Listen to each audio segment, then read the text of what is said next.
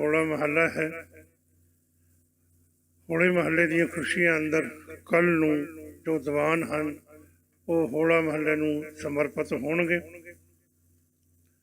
ਅੱਜ 5 ਸੇਵਕ ਪਰਿਵਾਰਾਂ ਵੱਲੋਂ 5 ਧੁਰ ਕੀ ਬਾਣੀ ਦੇ ਸ਼੍ਰੀ ਅਖੰਡ ਪਾਠ ਸਾਹਿਬ ਆਰੰਭ ਕਰਵਾਏ ਗਏ ਹਨ, ਜਿਨ੍ਹਾਂ ਦੇ ਭੋਗ ਐਤਵਾਰ ਨੂੰ ਸਵੇਰੇ 9 ਵਜੇ ਸ਼ਲੋਕ ਵਾਲੇ ਨਾਵੇਂ ਦੇ ਸ਼ਲੋਕ ਆਰੰਭ ਹੋ ਕੇ 9:30 ਵਜੇ ਤੱਕ ਭੋਗ ਪੈਣਗੇ। ਉਪਰੰਤ ਐਤਵਾਰ ਦੇ ਵਿਸ਼ੇਸ਼ ਦੀਵਾਨ ਸਜਾਏ ਜਾਣੇ ਹਨ। ਆਪ ਜੀ ਨੇ ਸਾਰੇ ਹੀ ਪ੍ਰੋਗਰਾਮਾਂ ਵਿੱਚ ਵੱਧ ਤੋਂ ਵੱਧ ਹਾਜ਼ਰੀਆਂ ਭਰ ਕੇ ਗੁਰੂ ਜੈ ਸਰਵਣ ਕਰਕੇ ਲਾਹੇ ਪ੍ਰਾਪਤ ਕਰਨੇ। ਐਤਵਾਰ ਨੂੰ ਆਪਣੇ ਇਸ ਗੁਰਦੁਆਰਾ ਸਾਹਿਬ ਵਿਖੇ ਸ਼ਾਮਾਂ ਨੂੰ 4 ਵਜੇ ਜਨਰਲ ਬਾਡੀ ਦੀ ਮੀਟਿੰਗ ਹੋ ਰਹੀ ਹੈ। ਜਿਨ੍ਹਾਂ ਨੇ 2017 ਵਿੱਚ ਵੋਟਾਂ ਬਣਾਈਆਂ ਸਨ ਗੁਰਦੁਆਰੇ ਦੀਆਂ, ਉਹ ਆਪਣੀਆਂ ਵੋਟਾਂ ਵਾਲੇ ਕਾਰਡ ਨਾਲ ਲੈ ਕੇ ਆਉਣ ਦੀ ਕਿਰਪਾਲਤਾ ਕਰਨੀ। 4 ਵਜੇ ਇਸ ਮੇਨ ਗੁਰੂ ਦਰਬਾਰ ਵਿੱਚ ਹੀ ਜਨਰਲ ਬਾਡੀ ਦੀ ਮੀਟਿੰਗ ਆਰੰਭ ਹੋਵੇਗੀ। ਆਓ ਬੜੇ ਪਿਆਰ ਨਾਲ ਕਥਾ ਸਰਵਣ ਕਰਦੇ ਹਾਂ ਜੀ। ਵਾਹਿਗੁਰੂ ਜੀ ਕਾ ਖਾਲਸਾ, ਵਾਹਿਗੁਰੂ। ਵਾਹਿਗੁਰੂ। ਗੁਰੂ ਨਾਨਕ ਪਦ ਪੰਕਜ ਬੰਦਨ, ਪਦ ਪੰਕਜ ਬੰਦਨ, ਸਿਮਰੋ ਅੰਗਦ ਦੁਖ ਨਿਕੰਦਨ, ਅਮਰਦਾਸ ਹਿਰਦੈ ਨਿਤ ਧਿਆਵੋ, ਹਿਰਦੈ ਨਿਤ ਧਿਆਵੋ, ਸ਼੍ਰੀ ਗੁਰੂ ਰਾਮਦਾਸ ਗੁਣ ਗਾਵੋ, ਸ਼੍ਰੀ ਅਰਜਨ ਬਿਘਨਨ ਕੇ ਨਾਸ਼ਕ, ਬਿਘਨਨ ਕੇ ਨਾਸ਼ਕ, ਹਰਿ ਗੋਬਿੰਦ ਸ਼ੁਭ ਸੁਮਤਿ ਪ੍ਰਕਾਸ਼ਕ, ਸ਼੍ਰੀ ਹਰਿ ਰਾਇ ਨਮੋ ਕਰ ਜੋਰੀ, ਨਮੋ ਕਰ ਜੋਰੀ, ਸ਼੍ਰੀ ਹਰਿ ਕ੍ਰਿਸ਼ਨ ਮਨਾਉ ਬਹੋਰੀ, ਤੇਗ ਬਹਾਦਰ ਪਰਮ ਕਿਰਪਾਲਾ, ਸਤਿਗੁਰ ਪਰਮ ਕਿਰਪਾਲਾ, ਸ਼੍ਰੀ ਗੁਰੂ ਗੋਬਿੰਦ ਸਿੰਘ ਬਿਸਾਲਾ, ਤਰੋਂ ਤਰਾ ਪਰ ਪੁੰਨ ਪੁੰਨ ਸੀਸਾ, ਵਾਹਿਗੁਰੂ ਪੁੰਨ ਪੁੰਨ ਸੀਸਾ, ਬੰਦੋ ਬਾਰ ਬਾਰ ਜਗਦੀਸਾ, ਜਿਸ ਮਹਿ ਅੰਮ੍ਰਿਤ ਗਿਆਨ ਹੈ ਮਾਣਕ ਭਗਤ ਵੈਰਾਗ, ਸ਼੍ਰੀ ਗੁਰੂ ਗ੍ਰੰਥ ਸਾਹਿਬ ਉਦਦ ਬੰਦੋ ਕਰ ਅਨੁਰਾਗ, ਕਹਾਂ ਬੁੱਧ ਪ੍ਰਭ ਤੁਸ਼ ਹਮਾਰੀ, ਬਰਨ ਸਕੈ ਮਹਿਮਾ ਜੋ ਤਿਹਾਰੀ, ਹਮ ਨਾ ਸਖਤ ਕਰ ਸਿਫਤ ਤੁਮਾਰੀ, ਆਪ ਲਿਹੋ ਤੁਮ ਕਥਾ ਸੁਧਾਰੀ, ਏਕ ਓੰਕਾਰਾ ਸਤਿਗੁਰੂ ਤਿਹ ਪ੍ਰਸਾਦ ਸਚ ਹੋਏ, ਵਾਹਿਗੁਰੂ ਜੀ ਕੀ ਫਤਿਹ ਹੈ ਵਿਘਨ ਵਿਨਾਸ਼ਨ ਸੋਏ, ਏਕ ਓੰਕਾਰਾ ਸਤਿਗੁਰੂ ਤਿਹ ਪ੍ਰਸਾਦ ਸਚ ਹੋਏ, ਵਾਹਿਗੁਰੂ ਜੀ ਕੀ ਫਤਿਹ ਹੈ ਵਿਘਨ ਵਿਨਾਸ਼ਨ ਸੋਏ। ਸਤਿਨਾਮ ਸ੍ਰੀ ਵਾਹਿਗੁਰੂ ਸਾਹਿਬ ਜੀ।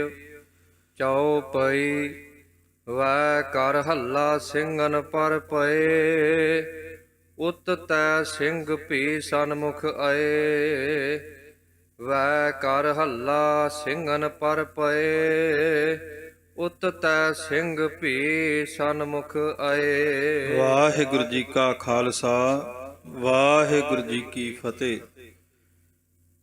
ਚਵਰ ਸ਼ਵਰ ਤਖਤ ਦੇ ਮਾਲਕ ਧੰਨ ਸਤਿਗੁਰੂ ਸ੍ਰੀ ਗੁਰੂ ਗ੍ਰੰਥ ਸਾਹਿਬ ਮਹਾਰਾਜ ਦੀ ਪਾਵਨ ਹਜ਼ੂਰੀ ਦੇ ਅੰਦਰ ਜੁੜ ਬੈਠੇ ਗੁਰੂ ਸਰੂਪ ਗੁਰੂ ਖਾਲਸਾ ਸਾਧ ਸੰਗਤ ਜੀ, ਸਤਿਗੁਰੂ ਦੀ ਕਿਰਪਾ ਰਹਿਮਤ ਸਦਕਾ ਇਹ ਸੁਭਾਗਿਆ ਸਮਾਂ ਇਤਿਹਾਸ ਦੀ ਲੜੀਵਾਰ ਕਥਾ ਦੇ ਅੰਦਰ ਹਾਜ਼ਰੀ ਭਰਨ ਵਾਸਤੇ ਮਹਾਰਾਜ ਨੇ ਝੋਲੀ ਵਿੱਚ ਪਾਇਆ ਹੈ।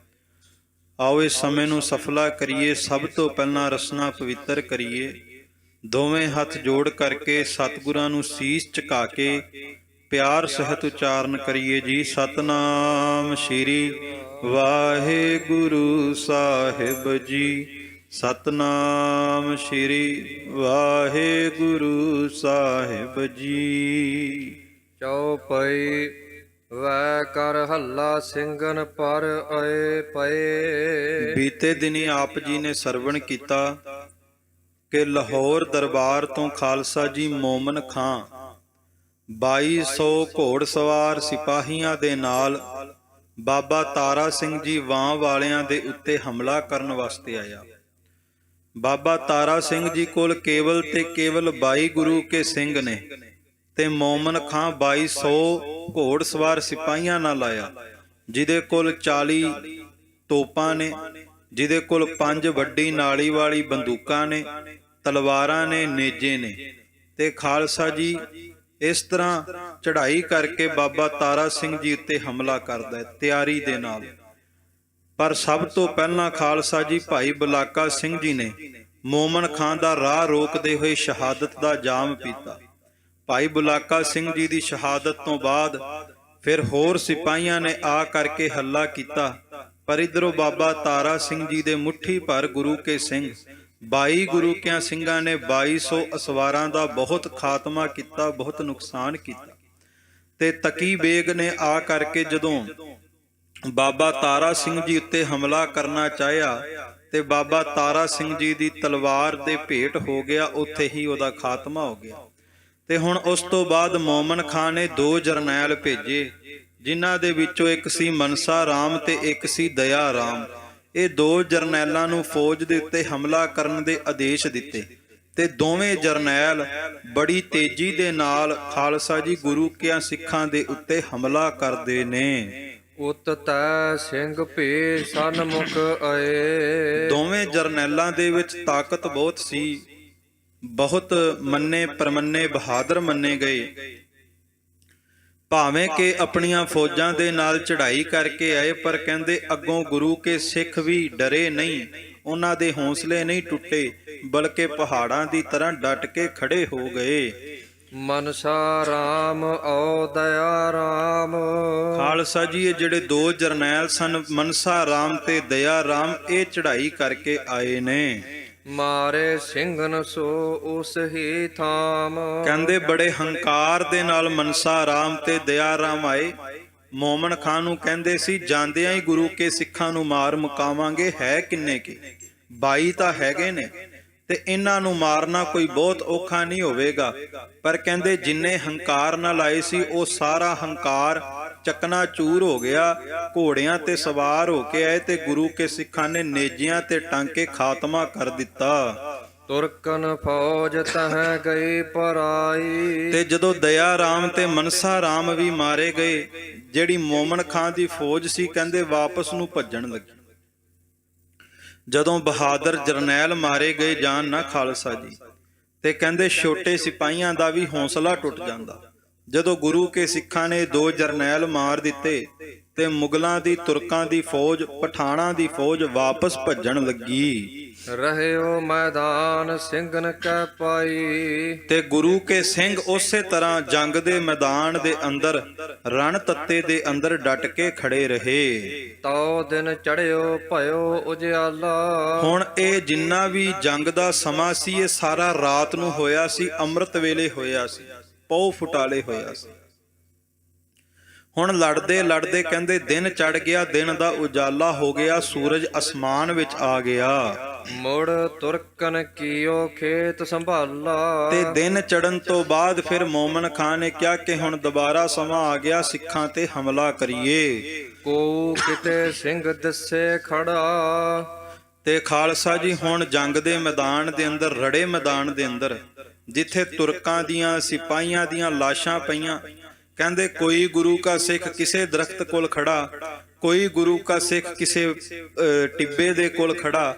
ਇਸ ਤਰ੍ਹਾਂ ਕਹਿੰਦੇ ਜੰਗ ਦੇ ਮੈਦਾਨ ਦੇ ਵਿੱਚ ਗੁਰੂ ਕੇ ਸਿੱਖ ਖਿਲਰੇ ਹੋਏ ਖੜੇ ਨਜ਼ਰ ਆਏ। ਔਰ ਮਾਰਿਓ ਆਓ ਦੇਖਿਓ ਪੜਾ। ਤੇ ਇਹਨਾਂ ਨੇ ਗੁਰੂ ਕਿਆਂ ਸਿੱਖਾਂ ਨੂੰ ਵੇਖ ਕਰਕੇ ਖਾਲਸਾ ਜੀ ਹਮਲਾ ਕਰਨਾ ਸ਼ੁਰੂ ਕਰ ਦਿੱਤਾ। ਵੈ ਦੂਰੋਂ ਹੀ ਬੰਦੂਕ ਚਲਾਵੈ। ਪਰ ਕਹਿੰਦੇ ਸਿੰਘਾਂ ਦੇ ਨਜ਼ਦੀਕ ਨਹੀਂ ਆਉਂਦੇ, ਦੂਰੋਂ ਹੀ ਖੜੇ ਹੋ ਕਰਕੇ ਆਪਣੀ ਬੰਦੂਕਾਂ ਦੇ ਨਾਲ ਸਿੰਘਾਂ ਦਾ ਨਿਸ਼ਾਨਾ ਬੰਨ੍ਹਦੇ ਨੇ ਤੇ ਦੂਰੋਂ ਹੀ ਫਾਇਰ ਕਰਦੇ ਨੇ। ਉਠ ਨੇੜ ਢੁਕੈ ਤੇ ਸਹਿਆਣ ਆਵੈ। ਕਿਉਂਕਿ ਜਦੋਂ ਗੁਰੂ ਕੇ ਸਿੱਖਾਂ ਦੇ ਨਜ਼ਦੀਕ ਆਉਂਦੇ ਤੇ ਕਹਿੰਦੇ ਇਹਨਾਂ ਦੇ ਸਾਹ ਉੱਡ ਜਾਂਦੇ, ਰੰਗ ਉੱਡ ਜਾਂਦੇ। ਅੰਦਰ ਡਰ ਵੀ ਹੈ ਕਿ ਇਹਨਾਂ ਦੇ ਨੇੜੇ ਵੀ ਨਹੀਂ ਜਾਣਾ, ਨਜ਼ਦੀਕ ਵੀ ਨਹੀਂ ਜਾਣਾ, ਕਿਉਂਕਿ ਖਾਲਸਾ ਜੀ ਜੰਗਲ ਦੇ ਵਿੱਚ ਗਿੱਦੜ ਜਿੰਨੇ ਮਰਜ਼ੀ ਹੋਣ ਪਰ ਬੱਬਰ ਸ਼ੇਰ ਦੇ ਬਹੁਤਾ ਨਜ਼ਦੀਕ ਨਹੀਂ ਜਾਂਦੇ, ਦੂਰੋਂ ਹੀ ਉਸ ਨੂੰ ਲਲਕਾਰ ਮਾਰਦੇ ਨੇ। ਇਸੇ ਤਰ੍ਹਾਂ ਜਿਹੜੇ ਗੁਰੂ ਕੇ ਸਿੱਖ ਜੰਗ ਦੇ ਮੈਦਾਨ ਦੇ ਵਿੱਚ ਬੱਬਰ ਸ਼ੇਰ ਦੀ ਤਰ੍ਹਾਂ ਗਰਜਦੇ, ਤੇ ਜਿਹੜੇ ਗੁਰੂ ਕੇ ਸਿੱਖਾਂ ਦੇ ਨਿੰਦਕ ਨੇ ਕਹਿੰਦੇ ਗਿੱਦੜਾਂ ਦੀ ਤਰ੍ਹਾਂ ਦੂਰੋਂ ਟੀਚਰ ਤਾਂ ਜ਼ਰੂਰ ਕਰਦੇ ਪਰ ਗੁਰੂ ਕੇ ਖਾਲਸੇ ਦੇ ਬਹੁਤਾ ਨਜ਼ਦੀਕ ਨਹੀਂ ਜਾਂਦੇ, ਕਿਉਂਕਿ ਪਤਾ ਹੈ ਕਿ ਭਾਵੇਂ ਕੱਲਾ ਹੀ ਗੁਰੂ ਕਾ ਸਿੱਖ ਹੋਵੇ ਤੇ ਲੱਖਾਂ ਦੀ ਫੌਜ ਦਾ ਮੁਕਾਬਲਾ ਕਰ ਸਕਦਾ ਹੈ। ਬਾਕੀ ਮਾਰ ਸਿੰਘ ਇਮਦੈ। ਤੇ ਜਿਹੜੇ ਖਾਲਸਾ ਜੀ ਬਾਕੀ ਗੁਰੂ ਕੇ ਸਿੱਖ ਸੀ ਉਹਨਾਂ ਦੇ ਉੱਤੇ ਫਾਇਰ ਕਰਦੇ ਨੇ। ਗੁਰੂ ਕੇ ਸਿੱਖ ਉੱਥੇ ਸ਼ਹੀਦੀਆਂ ਪਾਉਂਦੇ। ਕਹਿੰਦੇ ਕੱਲੇ ਕੱਲੇ ਸਿੱਖ ਦਾ ਦੂਰੋਂ ਹੀ ਬੰਦੂਕ ਦੇ ਨਾਲ ਨਿਸ਼ਾਨਾ ਬੰਨ੍ਹ ਕੇ ਜਦੋਂ ਫਾਇਰ ਕਰਦੇ, ਗੁਰੂ ਕੇ ਸਿੰਘ ਜੰਗ ਦੇ ਮੈਦਾਨ ਵਿੱਚ ਜੂਝਦੇ ਕਲਗੀਧਰ ਪਾਤਸ਼ਾਹ ਜੀ ਦੇ ਬਚਨਾਂ ਤੇ ਪਹਿਰਾ ਦਿੰਦੇ ਹੋਏ ਆਪਣਾ ਲਹੂ ਉਸ ਧਰਤੀ ਤੇ ਡੋਲਦੇ ਅਤੇ ਖਾਲਸਾ ਜੀ ਸ਼ਹਾਦਤ ਦਾ ਜਾਮ ਪੀਂਦੇ ਨੇ। ਫਿਰ ਢੁੱਕ ਸਭਨ ਕੇ ਸਿਰ ਕੱਟ ਲਏ। ਤੇ ਖਾਲਸਾ ਜੀ ਉਸ ਤੋਂ ਬਾਅਦ ਗੁਰੂ ਕੇ ਸਿੰਘਾਂ ਦੇ ਉੱਤੇ ਹਮਲਾ ਕਰਨ ਤੋਂ ਬਾਅਦ, ਮਾਰਨ ਤੋਂ ਬਾਅਦ ਉਹਨਾਂ ਦੇ ਸਿਰ ਵੱਢ ਦਿੰਦੇ ਨੇ। ਭੀਮ ਤਾਰਾ ਸਿੰਘ ਸ਼ਹੀਦੀ ਪਾਈ। ਤੇ ਹੁਣ ਬਾਬਾ ਤਾਰਾ ਸਿੰਘ ਜੀ ਨਿਹੰਗ ਸਿੰਘ, ਉਹਨਾਂ ਨੇ ਵੀ ਵਕਤ ਵਿਚਾਰ ਲਿਆ, ਸਮਾਂ ਵਿਚਾਰ ਲਿਆ ਕਿ ਜਿਸ ਅਨਮੋਲਕ ਦਾਤ ਧੰਨ ਗੁਰੂ ਗੋਬਿੰਦ ਸਿੰਘ ਮਹਾਰਾਜ ਦੇ ਚਰਨਾਂ ਦੇ ਵਿੱਚ ਰੋਜ਼ ਅਰਦਾਸ ਕਰਕੇ ਜਿਸ ਅਨਮੋਲਕ ਦਾਤ ਦੀ ਮੈਂ ਪ੍ਰਾਪਤੀ ਕਰਨੀ ਚਾਹੁੰਦਾ ਸਾਂ, ਸ਼ਹਾਦਤ ਦੀ, ਹੁਣ ਸ਼ਹਾਦਤ ਦੇਣ ਦਾ ਸਮਾਂ ਆਇਆ। ਉੱਥੇ ਫਿਰ ਬਾਬਾ ਤਾਰਾ ਸਿੰਘ ਜੀ ਨੇ ਲਲਕਾਰ ਕੇ ਕਿਹਾ ਕਿ ਉਹ ਪਠਾਣੋ, ਜੇ ਤੁਹਾਡੇ ਵਿੱਚ ਜੁਰਤ ਹੈ ਤੇ ਆ ਗੁਰੂ ਕਾ ਸਿੰਘ ਖੜਾ ਜੰਗ ਦੇ ਮੈਦਾਨ ਵਿੱਚ, ਇੱਥੇ ਨਿਸ਼ਾਨਾ ਬੰਨ੍ਹ ਕੇ ਵਿਖਾਓ। ਬਾਬਾ ਤਾਰਾ ਸਿੰਘ ਜੀ ਦੀ ਛਾਤੀ ਗੋਲੀਆਂ ਨਾਲ ਵਿੰਨੀ ਗਈ। ਖਾਲਸਾ ਜੀ ਅੱਜ ਕਿਸੇ ਨੂੰ ਕੰਡਾ ਚੁੱਭ ਜਾਵੇ, ਸੂਈ ਲੱਗ ਜਾਵੇ, ਉਹ ਰੋਂਦਾ ਹੈ, ਉਹਦੀਆਂ ਅੱਖਾਂ ਦੇ ਵਿੱਚੋਂ ਪਾਣੀ ਆਉਂਦਾ ਹੈ। ਹੱਥ ਦੇ ਵਿੱਚ ਨਿੱਕੀ ਜਿਹੀ ਝਰੀਟ ਵੱਜ ਜਾਵੇ, ਖੂਨ ਆਣ ਲੱਗ ਜਾਵੇ ਤੇ ਖਾਲਸਾ ਜੀ ਖੂਨ ਵੇਖ ਕਰਕੇ ਹੱਥ ਦੇ ਵਿੱਚ ਬੰਦੇ ਦਾ ਦਿਲ ਕੰਬਦਾ ਹੈ।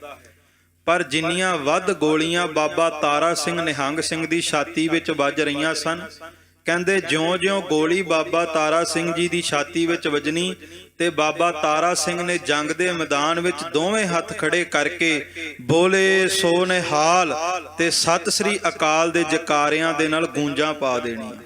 ਇਹ ਜਜ਼ਬਾ ਕਿੱਥੋਂ ਆਉਂਦਾ ਹੈ? ਇਹ ਜਜ਼ਬਾ ਤਾਂ ਆਉਂਦਾ ਜੇ ਗੁਰੂ ਕੀ ਬਾਣੀ ਦਾ ਅਭਿਆਸ ਹੋਵੇ, ਗੁਰੂ ਕੇ ਚਰਨਾਂ ਵਿੱਚ ਪ੍ਰੇਮ ਹੋਵੇ ਤੇ ਰੋਜ਼ਾਨਾ ਗੁਰੂ ਕਾ ਸਿੱਖ ਇਬਾਦਤ ਕਰਦਾ ਹੋਵੇ, ਭਜਨ ਕਰਦਾ ਹੋਵੇ, ਕਿਉਂਕਿ ਇਬਾਦਤ ਦੇ ਵਿੱਚੋਂ ਹੀ ਸ਼ਹਾਦਤ ਨਿਕਲਦੀ ਹੈ। ਇਸ ਤਰ੍ਹਾਂ ਬਾਬਾ ਤਾਰਾ ਸਿੰਘ ਜੀ ਨੇ ਉੱਥੇ ਸ਼ਹਾਦਤ ਦਾ ਜਾਮ ਪੀਤਾ। ਸਿੰਘ ਨਬੇ ਉਸ ਸੰਗ ਸਭ ਬਾਈ। ਤੇ ਜਿਹੜੇ 22 ਗੁਰੂ ਕੇ ਸਿੰਘ ਬਾਬਾ ਤਾਰਾ ਸਿੰਘ ਜੀ ਨੂੰ ਕਹਿ ਕੇ ਆਏ ਸਨ ਕਿ ਬਾਬਾ ਜੀ ਤੁਹਾਡੇ ਨਾਲ ਸ਼ਹੀਦੀਆਂ ਪਾਵਾਂਗੇ, ਖਾਲਸਾ ਜੀ ਉਹਨਾਂ 22 ਗੁਰੂ ਕਿਆਂ ਸਿੱਖਾਂ ਨੇ ਵੀ ਉੱਥੇ ਸ਼ਹੀਦੀਆਂ ਪਾਈਆਂ। 22 ਦੇ ਵਿੱਚੋਂ ਇੱਕ ਨੇ ਵੀ ਪਿੱਠ ਨਹੀਂ ਵਿਖਾਈ। ਜੇ ਕੋਈ ਭਜਨ ਬੰਦਗੀ ਵਾਲਾ ਆਗੂ ਹੋਵੇ, ਜਰਨੈਲ ਹੋਵੇ ਨਾ, ਤੇ ਉਹ ਮਰਨ ਵਾਸਤੇ ਕਹਿ ਦਵੇ ਤੇ ਸੱਚ ਹੈ, ਲੱਖਾਂ ਨੌਜਵਾਨ ਸਿਰ ਧੜ ਦੀਆਂ ਬਾਜ਼ੀਆਂ ਲਾਉਣ ਵਾਸਤੇ ਤਿਆਰ ਹੋ ਜਾਂਦੇ ਨੇ। ਜੇ ਧੰਨ ਬਾਬਾ ਦੀਪ ਸਿੰਘ ਜੀ ਨੇ ਲਕੀਰ ਖਿੱਚੀ, 10,000 ਗੁਰੂ ਕੇ ਸਿੱਖਾਂ ਨੂੰ ਲਲਕਾਰ ਮਾਰੀ ਕਿ ਲਕੀਰ ਦੇ ਪਾਰਲੇ ਬੰਨੇ ਹੁਣ ਮੌਤ ਖੜੀ ਹੈ, ਜਿਹੜਾ ਵੀ ਲਕੀਰ ਟੱਪੇਗਾ ਉਹ ਮੌਤ ਦੇ ਗਲਵਕੜੀ ਵਿੱਚ ਆਵੇਗਾ। ਹਜੇ ਵੀ ਸਮਾਂ ਹੈ, ਜੇ ਕੋਈ ਭਜਣਾ ਚਾਹੁੰਦਾ ਹੈ ਤੇ ਭਜ ਸਕਦਾ ਹੈ, ਪਰ ਉੱਥੇ ਭਜਨ ਬੰਦਗੀ ਵਾਲੇ ਨੇ, ਕਮਾਈ ਵਾਲੇ ਨੇ ਲਲਕਾਰ ਮਾਰ ਕੇ ਕਿਹਾ, ਸਿੰਘੋ ਜਿਨ੍ਹਾਂ ਸਿਰ ਤਲੀ ਤੇ ਧਰਨਾ ਲਕੀਰ ਦੇ ਪਾਰਲੇ ਬੰਨੇ ਹੋ ਜਾਓ। ਤੇ 10,000 ਦੇ 10,000 ਗੁਰੂ ਕੇ ਸਿੱਖ ਲਕੀਰ ਟੱਪ ਕੇ ਮਰਨ ਵਾਸਤੇ ਤਿਆਰ ਹੋ ਗਏ। ਖਾਲਸਾ ਜੀ, ਸਮਾਂ ਆਇਆ ਜੇ ਬਾਬਾ ਬੰਦਾ ਸਿੰਘ ਬਹਾਦਰ ਦੇ ਨਾਲ ਫੌਜਾਂ ਇਕੱਠੀਆਂ ਹੋਈਆਂ, ਇਬਾਦਤ ਸੀ, ਬੰਦਗੀ ਸੀ, ਤੇ ਜੇ ਕਿਹਾ ਸਰਹੰਦ ਦੇ ਮੈਦਾਨ ਵਿੱਚ ਉਹ ਜਾਵੇ ਜਿਨੇ ਸਿਰ ਧੜ ਦੀ ਬਾਜੀ ਲਾਉਣੀ ਹੈ, ਤੇ ਹਜ਼ਾਰਾਂ ਦੇ ਵਿੱਚੋਂ ਇੱਕ ਵੀ ਵਾਪਸ ਨਹੀਂ ਭੱਜਿਆ, ਸਾਰਿਆਂ ਨੇ ਜਾ ਕੇ ਸਿਰ ਧੜ ਦੀ ਬਾਜੀ ਲਾਈ। ਉਸੇ ਤਰ੍ਹਾਂ ਜੇ ਬਾਬਾ ਤਾਰਾ ਸਿੰਘ ਜੀ ਨੇ ਵੀ ਲਕੀਰ ਖਿੱਚ ਕਰਕੇ ਕਿਹਾ ਕਿ ਸਿੰਘੋ ਹੁਣ ਸਾਹਮਣੇ ਮੁਗਲਾਂ ਦੀ ਫੌਜ ਨਹੀਂ ਆ ਰਹੀ, ਮੌਤ ਆ ਰਹੀ ਹੈ, ਤੇ ਜਿਨ੍ਹਾਂ ਤੇ ਸਾਡੇ ਨਾਲ ਮਰਨਾ ਹੈ, ਸਿਰ ਧੜ ਦੀ ਬਾਜੀ ਲਾਉਣੀ ਹੈ, ਉਹ ਸਾਡੇ ਨਾਲ ਇੱਥੇ ਜੰਗ ਦੇ ਮੈਦਾਨ ਵਿੱਚ ਜੂਝ ਜਾਵੇ, ਤੇ ਜਿਹਨੂੰ ਜਾਨ ਪਿਆਰੀ ਹੈ ਵਾਪਸ ਪਰਤ ਜਾਵੇ। ਪਰ ਵੇਖੋ ਗੁਰੂ ਕੇ ਸਿੱਖਾਂ ਦਾ, ਉਹਨਾਂ ਗੁਰੂ ਕੇ ਸਿੰਘਾਂ ਦਾ ਸਤਿਗੁਰੂ ਗੁਰੂ ਗ੍ਰੰਥ ਸਾਹਿਬ ਮਹਾਰਾਜ ਦੇ ਨਾਲ ਕਿੰਨਾ ਕੇ ਪਿਆਰ ਹੋਵੇਗਾ ਕਿ ਗੁਰੂ ਗ੍ਰੰਥ ਸਾਹਿਬ ਮਹਾਰਾਜ ਸੱਚੇ ਪਾਤਸ਼ਾਹ ਦੇ ਉੱਤੋਂ ਉਹ ਆਪਣੀ ਜ਼ਿੰਦਗੀ ਵੀ ਕੁਰਬਾਨ ਕਰ ਦਿੰਦੇ ਸੀ, ਤਨ ਵੀ ਕੁਰਬਾਨ ਕਰ ਦਿੰਦੇ ਸੀ। ਖਾਲਸਾ ਜੀ, ਮੈਂ ਅਕਸਰ ਬੇਨਤੀ ਕਰਦਾ ਵੀ ਜਦੋਂ ਅੱਜ ਗੁਰੂ ਗ੍ਰੰਥ ਸਾਹਿਬ ਦਾ ਸਰੂਪ ਜਾਂਦਾ ਹੈ ਨਾ, ਤੇ ਗੁਰੂ ਕਾ ਸਿੱਖ ਗੜਵੇ ਦੇ ਵਿੱਚ ਜਾਂ ਭਾਂਡੇ ਵਿੱਚ ਪਾਣੀ ਲੈ ਕਰਕੇ ਅੱਗੇ ਅੱਗੇ ਪਾਣੀ ਤਰੋਂਕਦਾ ਹੈ। ਪੰਜਾਬ ਦੇ ਵਿੱਚ ਅੱਜ ਵੀ ਇਹ ਰਿਵਾਜ ਹੈਗਾ ਵੀ ਅੱਗੇ ਅੱਗੇ ਪਾਣੀ ਤਰੋਂਕਦੇ, ਜਲ ਤਰੋਂਕਦੇ, ਜਲ ਦਾ ਛਿੱਟਾ ਦਿੰਦੇ ਵੀ ਗੁਰੂ ਗ੍ਰੰਥ ਸਾਹਿਬ ਨੇ ਲੰਘਣਾ। ਪਰ ਪੁਰਾਣੇ ਸਿੱਖਾਂ ਦਾ ਕਿੰਨਾ ਕੇ ਪਿਆਰ ਹੋਵੇਗਾ ਕਿ ਇਤਿਹਾਸ ਵਿੱਚ ਆਉਂਦਾ ਹੈ, जिस जगह सतगुरु अपना पसीना बहाते थे, सिंह उस जगह पे जाकर अपना लहू तक डुलाते थे कि अज असी पानी छिड़काउने आ, ते साडे पूर्वजां साडे बजुर्गां ने उन्हां राहां दे उत्ते अपने तन दा लहू डोलिया कि इत्थों गुरु गोबिंद सिंह महाराज दे मुबारक चरण लंघने। कि कैसा प्यार, कैसा प्रेम उन्हां सिक्खां दा। सो ऐसा प्रेम साडे अंदर भी आवे, इसे करके आपां इतिहास दी कथा च हाजरी भरदे। सो गुरु पंथ वास्ते, गुरु खालसा पंथ दे सुखां वास्ते, पंथ दी चढ़दी कला वास्ते बाबा तारा सिंह जी, निहंग सिंह जी ने खालसा जी उत्थे शहादत दा जाम पीता। इम तारा सिंह जी साको किया। सो इस तरह बाबा तारा सिंह जी ने उत्थे वड्डा कोतक वरताया, साका रच दिता। मशाहूर सब जग में थिया। ते ए गल सारे जगत दे विच धम धम हो गई। सारे जगत दे विच बाबा तारा सिंह जी दी धाक पै गई कि गुरु के सिंह ने तन कुर्बान करके विखाया। गुर को वाक जिस ऐस कमाया। ओ बाबा तारा सिंह जी जिन्ना सतगुरां दे बचनां नूं कमाया। शीस दयो पर सिर ना दया। जिन्हां ने खालसा जी सिर ते कुर्बान कर दिता पर अपना धर्म नहीं छड्डिया, अपने गुरु दी रहत नहीं छड्डी। ते मैं बेनती करां कि अज आपां यतन इह करिए उन्हां शहीदां नूं नमस्कार करन वास्ते, उन्हां शहीदां नूं सदा याद रखिया करिए। क्योंकि खालसा जी ਜਦੋਂ ਦੇਸ਼ਾਂ ਵਿਦੇਸ਼ਾਂ ਵਿੱਚ ਵਿਚਰਦੇ ਆ ਤੇ ਇੱਕ ਅਨੁਭਵ ਅੱਜ ਆਪਾਂ ਸਾਰੇ ਕਰਾਂਗੇ ਕਿ ਜਿਨ੍ਹਾਂ ਦੀ ਕੁਰਬਾਨੀ ਘੱਟ ਹੋਵੇ ਤੇ ਜਿਨ੍ਹਾਂ ਦੀ ਕੁਰਬਾਨੀ ਵੇਖਣ ਦੇ ਵਿੱਚ ਹੈ ਵੀ ਨਹੀਂ, ਅੱਜ ਉਹਨਾਂ ਲੋਕਾਂ ਨੇ ਆਪਣੇ ਆਪਣੇ ਪੂਰਵਜਾਂ ਦਾ ਪ੍ਰਚਾਰ ਸਾਰੀ ਦੁਨੀਆ ਵਿੱਚ ਫੈਲਾਇਆ। ਭਾਵ ਕਿ ਸ਼ੇਕਸਪੀਅਰ ਦਾ ਨਾਮ ਬੱਚੇ ਬੱਚੇ ਨੂੰ ਪਤਾ ਹੈ, ਸਾਡੇ ਵੀ ਬੱਚਿਆਂ ਨੂੰ ਉਹਦਾ ਨਾਮ ਰਟਾਇਆ ਜਾਂਦਾ। ਪਰ ਬਾਬਾ ਤਾਰਾ ਸਿੰਘ ਬਾਰੇ ਨਾ ਸਾਨੂੰ ਪਤਾ ਹੁੰਦਾ, ਨਾ ਸਾਡੇ ਬੱਚਿਆਂ ਨੂੰ ਪਤਾ ਹੁੰਦਾ। ਅਕਾਲੀ ਫੂਲਾ ਸਿੰਘ ਬਾਰੇ ਨਾ ਸਾਨੂੰ ਪਤਾ ਹੈ, ਨਾ ਸਾਡੇ ਬੱਚਿਆਂ ਨੂੰ ਪਤਾ ਹੈ। ਪਰ ਸ਼ੇਕਸਪੀਅਰ ਨੇ ਜੋ ਲਿਖਿਆ ਉਹਦੇ ਬਾਰੇ ਆਪਾਂ ਬੱਚਿਆਂ ਨੂੰ ਵੀ ਪੜ੍ਹਾਉਂਦੇ ਆ ਕਿ ਇਹ ਪੜ੍ਹੋ। ਪਰ ਖਾਲਸਾ ਜੀ ਦੂਸਰਿਆਂ ਦੇ ਕਲਚਰ ਤੋਂ ਪ੍ਰਭਾਵਿਤ ਤਾਂ ਹੋਈਏ ਜੇ ਸਾਡੇ ਕੋਲ ਸਾਡਾ ਖੁਦ ਦਾ ਇਤਿਹਾਸ ਨਾ ਹੋਵੇ। ਮੈਂ ਇੱਕ ਬਚਨ ਸਾਂਝਾ ਕਰਾਂ ਕਿ ਗੁਰੂ ਗ੍ਰੰਥ ਸਾਹਿਬ ਮਹਾਰਾਜ ਸੱਚੇ ਪਾਤਸ਼ਾਹ ਜੀ ਦਾ ਇੰਗਲਿਸ਼ ਵੋਲਿਊਮ ਰਿਲੀਜ਼ ਕਰਨਾ ਸੀ ਪੰਜਾਬੀ ਯੂਨੀਵਰਸਿਟੀ ਨੇ, ਤੇ ਇੰਡੀਆ ਦੇ ਪ੍ਰੈਜ਼ੀਡੈਂਟ ਨੇ ਉਹ ਰਿਲੀਜ਼ ਕਰਨਾ ਸੀ। ਤੇ ਅਬਦੁਲ ਕਲਾਮ ਨੇ ਜਦੋਂ ਉਸ ਨੂੰ ਰਿਲੀਜ਼ ਕਰਨ ਤੋਂ ਪਹਿਲਾਂ ਸਟੱਡੀ ਕੀਤਾ ਤੇ ਅਬਦੁਲ ਕਲਾਮ ਨੇ ਪੰਜਾਬੀ ਯੂਨੀਵਰਸਿਟੀ ਦੇ ਵਾਈਸ ਚਾਂਸਲਰ ਨੂੰ ਇੱਕ ਗੱਲ ਕਹੀ, ਕਹਿੰਦਾ ਗੁਰੂ ਗ੍ਰੰਥ ਸਾਹਿਬ ਮੇਂ ਤੋਂ ਭਗਤ ਕਬੀਰ ਕੀ ਭਗਤ ਫਰੀਦ ਜੀ ਕੀ ਵੀ ਬਾਣੀ ਹੈ। ਵੀ ਦੇ ਵਿੱਚ ਤਾਂ ਭਗਤ ਕਬੀਰ ਜੀ ਦੀ, ਭਗਤ ਫਰੀਦ ਜੀ ਦੀ, ਭਗਤ ਨਾਮਦੇਵ ਜੀ ਦੀ ਵੀ ਬਾਣੀ ਹੈ। ਵਾਈਸ ਚਾਂਸਲਰ ਜਸਪਾਲ ਸਿੰਘ ਕਹਿਣ ਲੱਗੇ ਕਿ ਹਾਂ, ਇਹਦੇ ਵਿੱਚ ਭਗਤ ਕਬੀਰ ਜੀ, ਭਗਤ ਫਰੀਦ ਜੀ, ਭਗਤ ਪੀਪਾ ਜੀ, ਭਗਤ ਜੈਦੇਵ ਜੀ, ਭਗਤ ਨਾਮਦੇਵ ਜੀ, ਇਹਨਾਂ ਦੀ ਬਾਣੀ ਹੈ, ਭਗਤ ਰਵਿਦਾਸ ਦੀ ਬਾਣੀ ਹੈ। ਤੇ ਉਸ APJ ਅਬਦੁਲ ਕਲਾਮ ਨੇ ਇੱਕ ਸਵਾਲ ਕੀਤਾ, ਕਹਿੰਦਾ ਫਿਰ ਬਤਾਤੇ ਕਿਉਂ ਨਹੀਂ, ਫਿਰ ਲੋਕਾਂ ਨੂੰ ਦੱਸਦੇ ਕਿਉਂ ਨਹੀਂ? ਪਰ ਸੱਚੀ ਗੱਲ ਇਹ ਹੈ, ਲੋਕਾਂ ਨੂੰ ਦੱਸਦਾ ਉਹ ਹੈ ਜਿਹਨੇ ਖੁਦ ਪੜ੍ਹਿਆ ਹੋਵੇ। ਸੋ ਅੱਜ ਆਪਾਂ ਇਹ ਯਤਨ ਕਰੀਏ, ਸ਼ਹੀਦਾਂ ਦੇ ਇਤਿਹਾਸ ਨੂੰ ਆਪਾਂ ਸੁਣਦੇ ਆਂ, ਪੜ੍ਹਦੇ ਆਂ, ਪਰ ਖਾਲਸਾ ਜੀ ਇਹ ਯਤਨ ਜ਼ਰੂਰ ਕਰੀਏ, ਖੁਦ ਗੁਰੂ ਕੀ ਬਾਣੀ ਦਾ ਜਾਪ ਕਰਕੇ ਤੇ ਮਾਣ ਦੇ ਨਾਲ ਲੋਕਾਂ ਨੂੰ ਆਪਣੇ ਸ਼ਹੀਦਾਂ ਦੇ ਇਤਿਹਾਸ ਬਾਰੇ ਜ਼ਰੂਰ ਦਸੀਏ। ਮੈਂ ਬੇਨਤੀ ਕਰਾਂ, ਅੱਜ ਅਸੀਂ ਆਪਣੇ ਪੂਰਵਜਾਂ ਨੂੰ, ਆਪਣੇ ਇਤਿਹਾਸ ਨੂੰ ਸਾਂਭਦੇ ਨਹੀਂ, ਪਰ ਇਸੇ ਧਰਤੀ ਤੇ, ਇੰਗਲੈਂਡ ਦੀ ਧਰਤੀ ਤੇ ਕੁਝ ਗੁਰੂ ਕੇ ਸਿੰਘ ਦਾਸ ਨੂੰ ਇੱਕ ਚਰਚ ਵਿੱਚ ਲੈ ਕੇ ਗਏ, ਜਿਹੜਾ ਕਿ 675 AD ਦਾ ਚਰਚ ਬਣਿਆ।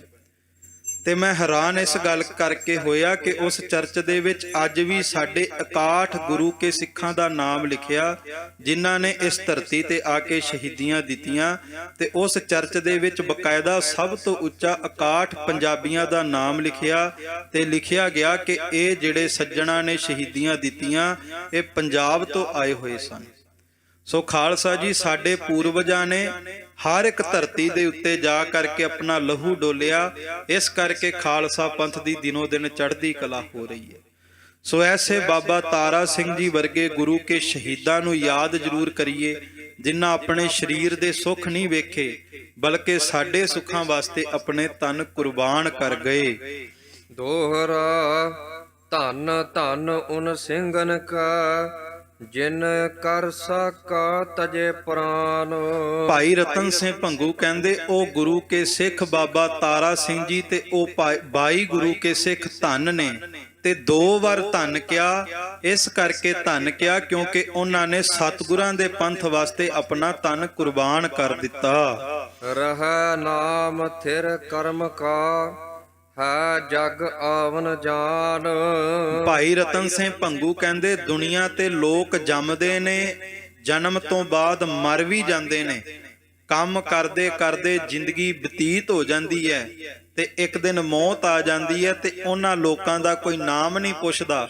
ਪਰ ਜਿਹੜੇ ਗੁਰੂ ਕੇ ਸਿੱਖ ਤਨ ਕੁਰਬਾਨ ਕਰ ਗਏ, ਆਪਣੇ ਤਨ ਦਾ ਲਹੂ ਧਰਤੀ ਤੇ ਡੋਲ ਗਏ, ਤੇ ਕਿਸੇ ਆਪਸੀ ਰੰਜਿਸ਼ ਕਰਕੇ ਨਹੀਂ, ਆਪਸੀ ਲੜਾਈ ਕਰਕੇ ਨਹੀਂ, ਕੇਵਲ ਤੇ ਕੇਵਲ ਸੰਸਾਰ ਦੇ ਭਲੇ ਵਾਸਤੇ, ਕਹਿੰਦੇ ਦੁਨੀਆ ਖਤਮ ਹੋ ਸਕਦੀ ਹੈ, ਪਰ ਐਸੇ ਸ਼ਹੀਦਾਂ ਮੁਰੀਦਾਂ ਦਾ ਨਾਮ ਕਦੇ ਖਤਮ ਨਹੀਂ ਹੋ ਸਕਦਾ, ਸਦਾ ਜੁਗੋ ਜੁਗ ਅਟਲ ਰਹੇਗਾ। ਸਾਖੀ ਸ਼੍ਰੀ ਕਪੂਰ ਸਿੰਘ ਆਦ ਨਵਾਬ ਭੁਜੰਗੀ ਕੀ। ਸੋ ਖਾਲਸਾ ਜੀ, ਬਾਬਾ ਤਾਰਾ ਸਿੰਘ ਜੀ ਵਾਂ ਵਾਲਿਆਂ ਦੀ ਸ਼ਹਾਦਤ ਤੋਂ ਬਾਅਦ, ਜਿਨ੍ਹਾਂ ਨੂੰ ਆਪਾਂ ਨਵਾਬ ਕਪੂਰ ਸਿੰਘ ਜੀ ਕਹਿੰਦੇ ਆ, ਬਾਬਾ ਕਪੂਰ ਸਿੰਘ ਜੀ ਖਾਲਸਾ ਜੀ ਵਿਰਕ ਗੋਤ ਦੇ ਵਿੱਚ ਇਹਨਾਂ ਦਾ ਜਨਮ ਹੋਇਆ।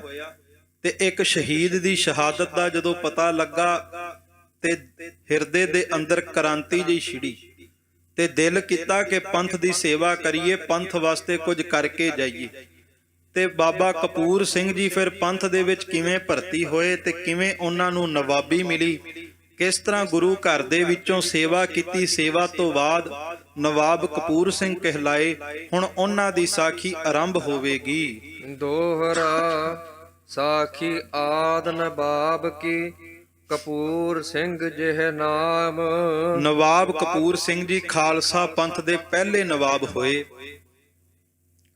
ਤੇ ਇਹਨਾਂ ਨੂੰ ਗੁਰੂ ਖਾਲਸਾ ਪੰਥ ਨੇ ਨਵਾਬੀ ਦਿੱਤੀ। ਇਹਨਾਂ ਦੇ ਰਾਜ ਦੇ ਵਿੱਚ ਖਾਲਸਾ ਪੰਥ ਨੇ ਬਹੁਤ ਜ਼ਿਆਦਾ ਤਰੱਕੀ ਕੀਤੀ, ਤੇ ਬਹੁਤ ਗੁਰੂ ਕੇ ਸਿੰਘ ਖਾਲਸਾ ਜੀ ਭਰਤੀ ਹੋਏ ਪੰਥ ਦੇ ਵਿੱਚ। ਉਹਨਾਂ ਬਾਰੇ ਹੁਣ ਭਾਈ ਰਤਨ ਸਿੰਘ ਭੰਗੂ ਦੱਸਣ ਲੱਗੇ ਨੇ। ਤੁਰਕਨ ਤੇ ਨਵਾਬੀ ਲਈ, ਕਰ ਸੂਰੇ ਪੂਰੇ ਕਾਮ। ਜਿਨ੍ਹਾਂ ਤੁਰਕਾਂ ਨੇ ਨਵਾਬੀ ਲਈ ਹੋਈ ਸੀ, ਜਿਨ੍ਹਾਂ ਨੇ ਕਬਜ਼ਾ ਕੀਤਾ ਹੋਇਆ ਸੀ, ਨਵਾਬ ਕਪੂਰ ਸਿੰਘ ਜੀ ਤੇ ਗੁਰੂ ਕੇ ਸਿੰਘਾਂ ਦੀ ਚੜ੍ਹਾਈ ਸੀ ਐਸੇ ਸੂਰਮਿਆਂ ਵਾਲੇ ਕਰਮ ਕੀਤੇ ਕਿ ਮੁਗਲ ਹਕੂਮਤ ਖੁਦ ਚੱਲ ਕਰਕੇ ਖਾਲਸਾ ਜੀ ਪੰਥ ਕੋਲ ਆਈ, ਤੇ ਪੰਥ ਅੱਗੇ ਬੇਨਤੀ ਕੀਤੀ ਕਿ ਨਵਾਬੀ ਪ੍ਰਵਾਨ ਕਰੋ। ਜਾਓ ਭਾਈ, ਅਬ ਮੈਂ ਲਿਖੂੰ ਕਪੂਰ ਸਿੰਘ ਸਾਖੀ। ਹੁਣ ਭਾਈ ਰਤਨ ਸਿੰਘ ਜੀ ਬਾਬਾ ਕਪੂਰ ਸਿੰਘ ਜੀ ਦੀ ਸਾਖੀ ਲਿਖਣੀ ਸ਼ੁਰੂ ਕਰ ਰਹੇ ਨੇ। ਬ੍ਰਿਧ ਪੁਰਸ਼ਨ ਜਿਮ ਹਮ ਸਉ ਆਖੀ। ਭਾਈ ਰਤਨ ਸਿੰਘ ਭੰਗੂ ਕਹਿੰਦੇ, ਮੈਂ ਆਪਣੇ ਵੱਲੋਂ ਨਹੀਂ ਕੁਝ ਲਿਖ ਰਿਹਾ, ਜੋ ਮੈਨੂੰ ਮੇਰੇ ਬਜ਼ੁਰਗਾਂ ਨੇ ਦੱਸਿਆ, ਮੇਰੇ ਵੱਡੇ ਵਡੇਰਿਆਂ ਨੇ ਦੱਸਿਆ, ਮੈਂ ਉਹ ਲਿਖ ਰਿਹਾ। ਖਾਲਸਾ ਜੀ, ਇਹ ਸਾਡਾ ਰਿਵਾਜ ਸੀ, ਸਾਡਾ ਇਹ ਕਲਚਰ ਸੀ ਕਿ ਦਾਦਾ ਦਾਦੀ ਆਪਣੇ ਪੋਤਰੇ ਪੋਤਰੀਆਂ ਨੂੰ ਸਾਖੀਆਂ ਸੁਣਾਇਆ ਕਰਦੇ ਸੀ, ਤੇ ਅੱਗੇ ਜਦੋਂ ਪੋਤੇ ਪੋਤੀਆਂ ਜਵਾਨ ਹੋ ਜਾਂਦੇ, ਉਹ ਅਗਾਂਹ ਆਪਣੇ ਬੱਚਿਆਂ ਨੂੰ ਦੱਸਿਆ ਕਰਦੇ ਸੀ ਕਿ ਅਸੀਂ ਆਪਣੇ ਦਾਦੇ ਪੜਦਾਦਿਆਂ ਤੋਂ ਇਹ ਸਾਖੀਆਂ ਸੁਣੀਆਂ ਨੇ, ਇਹ ਗੁਰੂ ਦੀਆਂ ਬਾਤਾਂ ਸੁਣੀਆਂ ਨੇ। ਪਰ ਹੁਣ ਵੇਖਣ ਵਿੱਚ ਆਉਂਦਾ ਹੈ ਕਿ ਬੱਚੇ ਮਾਤਾ ਪਿਤਾ ਕੋਲ ਜਾਂ ਆਪਣੇ ਬਜ਼ੁਰਗਾਂ ਕੋਲ ਬੈਠਣਾ ਘੱਟ ਕਰ ਦਿੰਦੇ ਨੇ, ਤੇ ਬਜ਼ੁਰਗਾਂ ਕੋਲ ਜਦੋਂ ਬੈਠਣਾ ਘੱਟ ਕਰ ਦਿੰਦੇ ਨੇ, ਫਿਰ ਉਹਨਾਂ ਦੇ ਅੰਦਰ ਜੋ ਇਤਫਾਕ ਪੈਦਾ ਹੋਣਾ ਹੁੰਦਾ ਉਹ ਖਤਮ ਹੋ ਜਾਂਦਾ, ਤੇ ਬੱਚਿਆਂ ਨੂੰ ਜ਼ਿੰਦਗੀ ਦੀ ਸਮਝ ਵੀ ਨਹੀਂ ਰਹਿੰਦੀ। ਕਿਉਂਕਿ ਜਿਹੜੇ ਬਜ਼ੁਰਗ ਹੁੰਦੇ ਨੇ ਉਹ ਇੱਕ ਜਿਉਂਦਾ ਜਾਗਦਾ ਇਤਿਹਾਸ ਹੁੰਦੇ ਨੇ। ਬਜ਼ੁਰਗਾਂ ਨੇ ਆਪਣੀਆਂ ਅੱਖਾਂ ਦੇ ਨਾਲ ਬਹੁਤ ਕੁਝ ਵੇਖਿਆ ਹੁੰਦਾ, ਸੋ ਸਦਾ ਉਹਨਾਂ ਬਜ਼ੁਰਗਾਂ ਦੀ ਸੰਗਤ ਕਰਨੀ ਚਾਹੀਦੀ ਹੈ ਜਿਨ੍ਹਾਂ ਕੋਲ ਕੁਝ ਸਿੱਖਣ ਨੂੰ ਮਿਲੇ, ਚੰਗਾ ਸਿੱਖਣ ਨੂੰ ਮਿਲੇ। ਭਾਈ ਰਤਨ ਸਿੰਘ ਭੰਗੂ ਕਹਿੰਦੇ, ਜੋ ਮੈਂ ਆਪਣੇ ਦਾਦੇ ਪੜਦਾਦਿਆਂ ਤੋਂ, ਆਪਣੇ ਬਜ਼ੁਰਗਾਂ ਤੋਂ ਸੁਣਿਆ, ਮੈਂ ਉਹ ਲਿਖਣ ਜਾ ਰਿਹਾ ਹਾਂ। ਜਬ ਬੰਦਾ ਤੁਰਕਨ ਲੀਨੇ ਜੀਤ, ਕਿ ਜਦੋਂ ਬੰਦਾ ਸਿੰਘ ਬਹਾਦਰ ਨੇ ਤੁਰਕਾਂ ਨੂੰ, ਮੁਗਲ ਹਕੂਮਤ ਨੂੰ ਜਿੱਤ ਲਿਆ, ਭਇਓ ਖਾਲਸੇ ਸਯੋਂ ਵਿਪਰੀਤ। ਪਰ ਖਾਲਸਾ ਜੀ, ਬੰਦਾ ਸਿੰਘ ਬਹਾਦਰ ਦੇ ਜਿੱਤਣ ਤੋਂ ਬਾਅਦ ਸ਼ਹਾਦਤ ਵੀ ਹੋ ਗਈ, ਤੇ ਜਦੋਂ ਬਾਬਾ ਬੰਦਾ ਸਿੰਘ ਬਹਾਦਰ ਦੀ ਸ਼ਹਾਦਤ ਹੋਈ, ਉਸ ਤੋਂ ਬਾਅਦ ਖਾਲਸੇ ਪੰਥ ਦੇ ਵਿੱਚ ਕਿਤੇ ਨਾ ਕਿਤੇ ਫੁੱਟ ਪੈ ਗਈ। ਭਇਓ ਨਾਸ਼ ਉਸ ਨੇੜੇ ਆਵਨ, ਤੇ ਜਿਹੜਾ ਵੀ ਖਾਲਸਾ ਜੀ ਫੁੱਟ ਤੋਂ ਬਾਅਦ ਇੱਕ ਦੂਸਰੇ ਨਾਲ ਵੈਰ ਵਿਰੋਧ ਕਮਾਉਂਦਾ, ਉਹਦਾ ਨਾਸ਼ ਹੋ ਜਾਂਦਾ, ਕਿਉਂਕਿ ਕਦੇ ਵੀ ਵੈਰ ਵਿਰੋਧ ਕਰਨ ਵਾਲਿਆਂ ਦੀ ਹਸਤੀ ਨਹੀਂ ਰਹਿੰਦੀ। ਇਸੇ ਕਰਕੇ ਸਤਿਗੁਰੂ ਨੇ ਸਾਨੂੰ ਨਿਰਵੈਰ ਬਣਾਇਆ ਹੈ। ਸਿੰਘਨ ਕੋ ਸੋ ਚਾਹ ਮਰਵਾਵਨ। ਖਾਲਸਾ ਜੀ, ਹੁਣ ਜਿਹੜੇ ਮੁਗਲ ਹਕੂਮਤ ਸੀ ਉਹ ਤਾਂ ਪਹਿਲਾਂ ਹੀ ਚਾਹੁੰਦੀ ਸੀ ਵੀ ਸਿੰਘਾਂ ਨੂੰ ਮਾਰ ਮੁਕਾਈਏ। ਇਸ ਕਰਕੇ ਉਸ ਵਕਤ ਸਰਕਾਰ ਨੇ ਵੇਖਿਆ ਕਿ ਜੇ ਇਹਨਾਂ ਨੂੰ ਆਪਸ ਵਿੱਚ ਪਾੜ ਦਿੱਤਾ ਜਾਵੇ, ਇਹਨਾਂ ਵਿੱਚ ਫੁੱਟ ਪਾ ਦਿੱਤੀ ਜਾਵੇ, ਤੇ ਇਹਨਾਂ ਨੂੰ ਖਤਮ ਨਹੀਂ ਕਰਨਾ ਪਵੇਗਾ, ਇਹ ਆਪਣੇ ਆਪ ਹੀ ਖਤਮ ਹੋ ਜਾਣਗੇ। ਭਾਵ ਜੋ ਬ੍ਰਿਟਿਸ਼ ਸਰਕਾਰ ਦੀ ਵੀ ਨੀਤੀ ਰਹੀ, ਡਿਵਾਈਡ ਐਂਡ ਰੂਲ, ਕਿ ਪਾੜੋ ਤੇ ਰਾਜ ਕਰੋ, ਸਿੱਖਾਂ ਵਾਸਤੇ ਸ਼ੁਰੂ ਤੋਂ ਇਹੀ ਨੀਤੀਆਂ ਵਰਤੀਆਂ ਜਾਂਦੀਆਂ ਕਿ ਸਿੱਖਾਂ ਨੂੰ ਆਪਸ ਵਿੱਚ ਪਾੜ ਕੇ ਰੱਖੋ ਤੇ ਇਹਨਾਂ ਤੇ ਰਾਜ ਕਰਨਾ ਸੌਖਾ ਹੋ ਜਾਂਦਾ ਹੈ। ਸਮਝ ਖਾਲਸੋ ਉਸਤੇ ਭਇਓ ਦੂਰ। ਖਾਲਸਾ ਜੀ, ਇਸ ਕਰਕੇ ਗੁਰੂ ਕੇ ਸਿੱਖ ਵੀ ਇਹ ਗੱਲ ਸਮਝ ਗਏ ਕਿ ਬੰਦਾ ਸਿੰਘ ਬਹਾਦਰ ਦੇ ਪੈਰੋਕਾਰ ਸਰਕਾਰਾਂ ਦੀ ਸ਼ਹਿ ਤੇ ਨੇ, ਤੇ ਵਾਦ ਵਿਵਾਦ ਖਾਲਸੇ ਨਾਲ ਰਚ ਰਹੇ। ਇਸ ਕਰਕੇ ਖਾਲਸੇ ਨੇ ਬੰਦਈ ਸਿੱਖਾਂ ਤੋਂ ਦੂਰੀ ਬਣਾ ਲਈ। ਆਏ ਬਹਿ ਗੁਰ ਚੱਕ ਹਜ਼ੂਰ, ਤੇ ਬੰਦਾ ਸਿੰਘ ਬਹਾਦਰ ਦੇ ਪੈਰੋਕਾਰਾਂ ਤੋਂ ਦੂਰੀ ਬਣਾ ਕਰਕੇ ਗੁਰੂ ਕਾ ਖਾਲਸਾ ਪੰਥ ਗੁਰੂ ਕੇ ਚੱਕ ਆ ਕੇ ਬਹਿ ਗਿਆ। ਸ਼੍ਰੀ ਅੰਮ੍ਰਿਤਸਰ ਸਾਹਿਬ ਦੀ ਧਰਤੀ ਨੂੰ ਗੁਰੂ ਕਾ ਚੱਕ ਕਿਹਾ ਜਾਂਦਾ ਸੀ। ਅੰਮ੍ਰਿਤਸਰ ਸਾਹਿਬ ਦੀ ਧਰਤੀ ਤੇ ਸ਼੍ਰੀ ਹਰਮੰਦਰ ਸਾਹਿਬ ਦੇ ਸਨਮੁਖ ਸ਼੍ਰੀ ਅਕਾਲ ਤਖਤ ਸਾਹਿਬ ਵਿਖੇ ਆ ਕਰਕੇ ਗੁਰੂ ਖਾਲਸਾ ਪੰਥ ਨੇ ਆਪਣਾ ਪੜਾਅ ਕੀਤਾ। ਯਹੀ ਬਾਤ ਮੁਗਲਨ ਸੁਨ ਪਾਈ। ਇਹ ਗੱਲ ਹੁਣ ਮੁਗਲ ਹਕੂਮਤ ਨੂੰ ਵੀ ਪਤਾ ਲੱਗ ਗਈ ਕਿ ਬੰਦਾ ਸਿੰਘ ਬਹਾਦਰ ਤੇ ਬੰਦਈ ਸਿੱਖਾਂ ਤੋਂ ਦੂਰੀ ਬਣਾ ਕੇ ਖਾਲਸਾ ਅਕਾਲ ਬੁੰਗੇ, ਭਾਵ ਕਿ ਅਕਾਲ ਤਖਤ ਸਾਹਿਬ ਵਿਖੇ ਆ ਕੇ ਸ਼ੁਭਾਇਮਾਨ ਹੋਇਆ ਹੈ। ਮੁਗਲਨ ਚਿੱਤ ਵਧਾਈ ਭਈ। ਤੇ ਜਦੋਂ ਸਰਕਾਰ ਨੂੰ ਪਤਾ ਲੱਗਾ ਕਿ ਸਿੱਖ ਆਪਸ ਵਿੱਚ ਪਾੜੇ ਗਏ, ਕਹਿੰਦੇ ਉਹਨਾਂ ਨੂੰ ਖੁਸ਼ੀ ਹੋ ਗਈ ਕਿ ਹੁਣ ਮਾਰਨਾ ਸੌਖਾ ਹੋ ਜਾਵੇਗਾ। ਚਾਹਿਤ ਹੁਤੋ ਸਿੰਘਨ ਤੁੜਵਾਇਓ। ਤੇ ਖਾਲਸਾ ਜੀ ਉਹ ਤੇ ਪਹਿਲਾਂ ਹੀ ਚਾਹੁੰਦੇ ਸੀ ਵੀ ਸਿੰਘਾਂ ਨੂੰ ਕਿਸੇ ਨਾ ਕਿਸੇ ਤਰੀਕੇ ਨਾਲ ਖਤਮ ਕੀਤਾ ਜਾਵੇ। ਭੇਜੋ ਵਕੀਲ ਆਓ ਦਰਬ ਕਲਾਇਓ। ਤੇ ਉਸ ਵਕਤ ਫਿਰ ਮੁਗਲ ਹਕੂਮਤ ਨੇ ਫੈਸਲਾ ਲਿਆ ਕਿ ਸਿੰਘ ਭਾਵੇਂ ਆਪਸ ਵਿੱਚ ਪਾੜੇ ਤਾਂ ਗਏ ਨੇ, ਪਰ ਇਹਨਾਂ ਨਾਲ ਵੈਰ ਨਹੀਂ ਲੈਣਾ ਚਾਹੀਦਾ। ਇਸ ਕਰਕੇ ਇਹਨਾਂ ਨੂੰ ਥੋੜੀ ਜਿਹੀ ਰਕਮ ਦੇ ਦੇਣੀ ਚਾਹੀਦੀ ਹੈ, ਜਗੀਰ ਦੇ ਦੇਣੀ ਚਾਹੀਦੀ ਹੈ। ਤੇ ਜਦੋਂ ਸਿੰਘ ਸਾਡੇ ਤੇ ਭਰੋਸਾ ਕਰਨ ਲੱਗ ਜਾਣਗੇ, ਫਿਰ ਧੋਖੇ ਦੇ ਨਾਲ ਇਹਨਾਂ ਨੂੰ ਮਾਰ ਮੁਕਾਵਾਂਗੇ। ਕਿਉਂਕਿ ਜੰਗ ਦੇ ਮੈਦਾਨ ਵਿੱਚ ਮਾਰਨਾ ਬਹੁਤ ਔਖਾ ਸੀ, ਨੁਕਸਾਨ ਬਹੁਤ ਹੋ ਰਿਹਾ ਸੀ। ਫਿਰ ਸਰਕਾਰ ਨੇ ਸੋਚਿਆ ਵੀ ਇਹਨਾਂ ਨੂੰ ਨਵਾਬੀਆਂ ਦੇ ਦਿਓ, ਜਗੀਰਾਂ ਦੇ ਦਿਓ, ਤੇ ਜਦੋਂ ਜਗੀਰਾਂ ਦਵਾਂਗੇ ਇਹ ਸਾਡੇ ਤੇ ਭਰੋਸਾ ਕਰਨਗੇ ਤੇ ਮਾਰਨਾ ਸਖੈਲਾ ਹੋ ਜਾਵੇਗਾ। ਪਰ ਨਾ ਉਹ ਮਰੇ ਨਾ ਠਾਗੇ ਜਾਹੇ, ਜਿਨ ਕੈ ਰਾਮ ਵਸੈ ਮਨ ਮਾਹੇ। ਖਾਲਸਾ ਕਦੇ ਵੀ ਹਕੂਮਤ ਦੇ ਭਰਮ ਜਾਲ ਵਿੱਚ ਨਹੀਂ ਆਇਆ, ਪਰ ਮੁਗਲ ਹਕੂਮਤ ਨੇ ਫਿਰ ਵੀ ਵਕੀਲ ਬੁਲਾਇਆ ਤੇ ਵਕੀਲ ਨੂੰ ਬੁਲਾ ਕਰਕੇ ਨਵਾਬੀ ਭੇਜਣ ਦਾ ਯਤਨ ਕੀਤਾ। ਲੇਟ ਪੇਟ ਸਿੰਘਨ ਕੀ ਕਰੈ। ਤੇ ਖਾਲਸਾ ਜੀ ਸਿੰਘਾਂ ਦੇ ਨਾਲ ਸਰਕਾਰ ਬਹੁਤ ਮਿੱਠਾ ਰਵੱਈਆ ਅਪਣਾਉਣ ਲੱਗ ਪਈ। ਖਾਲਸੇ ਦੇ ਨਾਲ ਸਰਕਾਰ ਨੇ ਬਹੁਤ ਮਿੱਠੀ ਬੋਲੀ ਬੋਲਣੀ ਸ਼ੁਰੂ ਕਰ ਦਿੱਤੀ। ਜੋ ਸਿੰਘ ਮੰਗੈ ਲਿਆ ਆਗੈ ਧਰੈ। ਸਿੰਘਾਂ ਨੂੰ ਆ ਕੇ ਪੁੱਛਣਾ ਕਿ ਖਾਲਸਾ ਜੀ ਜੇ ਤੁਹਾਨੂੰ ਕਿਸੇ ਵੀ ਚੀਜ਼ ਦੀ ਲੋੜ ਹੈ, ਇਹ ਸਰਕਾਰ ਤੁਹਾਡੀ ਹੈ, ਸਾਡੇ ਤੋਂ ਮੰਗੋ, ਅਸੀਂ ਅੱਗੇ ਆ ਕੇ ਧਰ ਦਿਆਂਗੇ। ਕਸਮ ਕੁਰਾਨ ਬਹੁ ਬਾਰ ਉਠਾਵਹਿ। ਕੁਰਾਨ ਦੀਆਂ ਝੂਠੀਆਂ ਕਸਮਾਂ ਖਾ ਖਾ ਕਰਕੇ ਗੁਰੂ ਕੇ ਸਿੰਘਾਂ ਉੱਤੇ ਭਰੋਸਾ ਬਣਾਉਣਾ ਚਾਹੁੰਦੇ ਨੇ।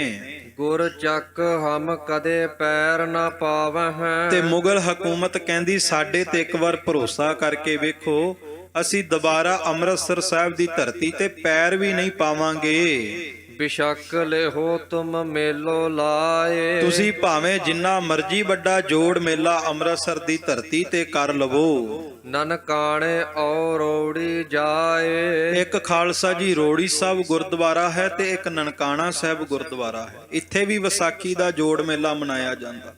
ਕਹਿਣ ਲੱਗੇ ਭਾਵੇਂ ਰੋੜੀ ਸਾਹਿਬ ਤੇ ਭਾਵੇਂ ਨਨਕਾਣਾ ਸਾਹਿਬ ਜੋੜ ਮੇਲਾ ਕਰੋ, ਪਰ ਸਰਕਾਰ ਕੋਈ ਵੀ ਨੁਕਸਾਨ ਨਹੀਂ ਕਰੇਗੀ। ਵੱਡੇ ਡੇਹਰੇ ਔ ਖਡੂਰ ਗੁਰਥਾਨ। ਭਾਵੇਂ ਖਡੂਰ ਸਾਹਿਬ ਦੀ ਧਰਤੀ ਤੇ ਜਾਓ, ਇਹ ਸਾਰੀ ਧਰਤੀ ਖਾਲਸੇ ਦੀ ਹੈ, ਅਸੀਂ ਕੁਝ ਵੀ ਨਹੀਂ ਕਵਾਂਗੇ। ਜਦੋਂ ਖਾਲਸਾ ਜੀ ਸਰਕਾਰ ਨੇ ਕਿਸੇ ਨੂੰ ਖਤਮ ਕਰਨਾ ਹੋਵੇ ਨਾ, ਤੇ ਜੇ ਜ਼ੋਰ ਦੇ ਨਾਲ ਜ਼ਬਰ ਦੇ ਨਾਲ ਕੋਈ ਖਤਮ ਨਾ ਹੋਵੇ, ਤੇ ਸਰਕਾਰਾਂ ਹਮੇਸ਼ਾ ਮਿੱਠਾ ਰਵੱਈਆ ਅਪਣਾਉਂਦੀਆਂ, ਮੂੰਹ ਦੀਆਂ ਮਿੱਠੀਆਂ ਬਣ ਕਰਕੇ ਫਿਰ ਖਾਲਸਾ ਜੀ ਉਹਨੂੰ ਖਤਮ ਕਰਦੀਆਂ। ਇਹ ਰਾਜਨੀਤੀ ਨਹੀਂ, ਕੂਟਨੀਤੀ ਵਰਤੀ ਜਾਂਦੀ ਹੈ ਸਰਕਾਰ ਵੱਲੋਂ। ਸੋ ਹੁਣ ਕੂਟਨੀਤੀ ਨੂੰ ਅਪਣਾਉਂਦੇ ਹੋਏ ਇਸ ਤਰ੍ਹਾਂ ਸਿੰਘਾਂ ਦੇ ਨਾਲ ਬਹੁਤ ਮਿੱਠੀ ਭਾਸ਼ਾ ਦੀ ਵਰਤੋਂ ਕਰਦੇ ਨੇ। ਤਰਨ ਤਾਰਨ ਗੁਰ ਔਰ ਮਕਾਨ। ਤੇ ਕਹਿੰਦੇ ਤਰਨ ਤਾਰਨ ਸਾਹਿਬ ਦੀ ਧਰਤੀ ਹੈ, ਉੱਥੇ ਵੀ ਗੁਰੂ ਕੇ ਸਿੱਖ ਭਾਵੇਂ ਜਾਣ ਜੋੜ ਮੇਲਾ ਮਨਾਉਣ, ਪਰ ਮੁਗਲ ਹਕੂਮਤ ਕੋਈ ਨੁਕਸਾਨ ਨਹੀਂ ਕਰੇਗੀ। ਦੋਹਰਾ ਮੇਲਾ ਲਾਵਹੁ ਬਿਸ਼ਕੈ। ਜਹ ਜਹ ਹੋਏ ਗੁਰ ਠੌਰ। ਅੰਤ ਕਹਿਣ ਲੱਗੇ ਵੀ ਜਿੱਥੇ ਜਿੱਥੇ ਵੀ ਗੁਰ ਇਤਿਹਾਸਕ ਸਥਾਨ ਨੇ, ਜਾ ਕਰਕੇ ਜੋੜ ਮੇਲੇ ਮਨਾਓ ਤੇ ਅਸੀਂ ਕੁਝ ਵੀ ਨਹੀਂ ਕਵਾਂਗੇ। ਮਾਫੀ ਕਰੈ ਮਸੂਲ ਹਮ ਔ ਘਰੋਂ ਕਰੈ ਔਰ ਗੌਰ। ਤੇ ਜੋ ਨਜ਼ਰਾਨਾ, ਜੋ ਟੈਕਸ ਲਗਾਇਆ ਜਾਂਦਾ ਹੈ ਆਮ ਜਨਤਾ ਦੇ ਉੱਤੇ, ਉਹ ਤੀਰਥ ਦੀ ਯਾਤਰਾ ਵਾਸਤੇ ਜੋ ਨਜ਼ਰਾਨਾ ਲਗਾਇਆ ਜਾਂਦਾ ਲੋਕਾਂ ਤੇ, ਉਹ ਨਜ਼ਰਾਨਾ ਵੀ ਬੰਦ ਕਰ ਦਿਆਂਗੇ, ਖਤਮ ਕਰ ਦਿਆਂਗੇ। ਤੁਸੀਂ ਜੋੜ ਮੇਲੇ ਮਨਾਓ ਤੇ ਜੋ ਸਰਕਾਰੀ ਟੈਕਸ ਹੈ ਉਹ ਵੀ ਅਸੀਂ ਮਾਫ ਕਰ ਦਿਆਂਗੇ। ਖਾਲਸੇ ਤੋਂ ਕੋਈ ਟੈਕਸ ਨਹੀਂ ਲਿਆ ਜਾਵੇਗਾ। ਚਉਪਈ ਇਮ ਕਹਿ ਖਾਲਸੋ ਲਿਓ ਪਰਚਾਏ। ਖਾਲਸਾ ਜੀ ਇਸ ਤਰ੍ਹਾਂ ਚਾਹੁੰਦੇ ਕਹਿ ਕਰਕੇ, ਮਿੱਠੀਆਂ ਗੱਲਾਂ ਕਰਕੇ ਵੀ ਖਾਲਸਾ ਸਾਡੇ ਜਾਲ ਵਿੱਚ ਫਸ ਜਾਵੇਗਾ। ਔਰ ਦਿਲਾਸੇ ਕਈ ਕਰਾਏ। ਪਰ ਖਾਲਸਾ ਜਦੋਂ ਭਰਮ ਜਾਲ ਚ ਨਹੀਂ ਆਇਆ, ਫਿਰ ਹੋਰ ਯਤਨ ਕਰਦੇ, ਥੋੜਾ ਜਿਹਾ ਹੋਰ ਲਾਲਚ ਦੇਣ ਦਾ ਯਤਨ ਕਰਦੇ ਨੇ। ਹੋਏ ਚਾਕਰੀ ਕੀ ਜਿਸ ਕੋ ਖਾਹਸ਼। ਕਹਿੰਦੇ ਜੇ ਕੋਈ ਸਰਕਾਰੀ ਨੌਕਰੀ ਵੀ ਕਰਨੀ ਚਾਹੁੰਦਾ ਹੈ, ਜੇ ਕੋਈ ਫੌਜ ਦੇ ਵਿੱਚ ਭਰਤੀ ਹੋਣਾ ਚਾਹੁੰਦਾ ਹੈ, ਆਏ ਰਹੇ ਓਏ ਹਮਰੇ ਪਾਸ। ਤਾਂ ਉਹ ਲਾਹੌਰ ਦਰਬਾਰ ਦੇ ਵਿੱਚ, ਦਿੱਲੀ ਦਰਬਾਰ ਦੇ ਵਿੱਚ ਜਦੋਂ ਮਰਜ਼ੀ ਆਵੇ। ਦਿੱਲੀ ਦਰਬਾਰ ਤੇ ਲਾਹੌਰ ਦਰਬਾਰ ਦੇ ਮੂੰਹ ਸਦਾ ਸਿੱਖਾਂ ਵਾਸਤੇ ਖੁੱਲੇ ਨੇ। ਜਦੋਂ ਮਰਜ਼ੀ ਆ ਕਰਕੇ ਕੋਈ ਵੀ ਫੌਜ ਵਿੱਚ ਭਰਤੀ ਹੋ ਸਕਦਾ ਹੈ। ਵਿਨੋਦ ਸਿੰਘ ਔ ਕਾਹਨ ਸਿੰਘ ਬਾਵੇ। ਪਰ ਖਾਲਸਾ ਜੀ ਉਸ ਵਕਤ ਬਾਵਿਆਂ ਦੀ ਕੁਲ ਦੇ ਵਿੱਚੋਂ, ਬਾਵਾ ਗੋਤ ਤੋਂ ਤਾਲੁਕਾਤ ਰੱਖਣ ਵਾਲੇ ਗੁਰੂ ਅੰਗਦ ਸਾਹਿਬ ਜੀ ਦੀ 7ਵੀਂ ਪੀੜ੍ਹੀ ਬਾਬਾ ਵਿਨੋਦ ਸਿੰਘ ਜੀ ਤੇ ਬਾਬਾ ਕਾਹਨ ਸਿੰਘ ਜੀ ਇਹ ਪੰਥ ਦੀ ਅਗਵਾਈ ਕਰ ਰਹੇ ਸਨ। ਉਨ ਦਾ ਦਰਬ ਸੋ ਲੈ ਪ੍ਰਚਾਵੇ। ਪਰ ਖਾਲਸਾ ਜੀ ਇਹ ਤੁਰਕਾਂ ਦੇ ਜਾਲ ਵਿੱਚ ਨਹੀਂ ਆਏ, ਇਹ ਸਰਕਾਰ ਦੀ ਇਸ ਚਾਲ ਦੇ ਸਾਜ਼ਿਸ਼ ਦੇ ਵਿੱਚ ਨਹੀਂ ਆਏ। ਪੰਜ ਪੰਜ ਸੈ ਸਿੰਘ ਗੈਲੇ ਲਾਏ। ਖਾਲਸਾ ਜੀ ਇਨ੍ਹਾਂ ਗੁਰੂ ਕਿਆਂ ਸਿੱਖਾਂ ਦੇ ਨਾਲ 500 ਗੁਰੂ ਕਾ ਸਿੰਘ ਤਿਆਰ ਬਰ ਤਿਆਰ ਰਹਿੰਦਾ ਸੀ।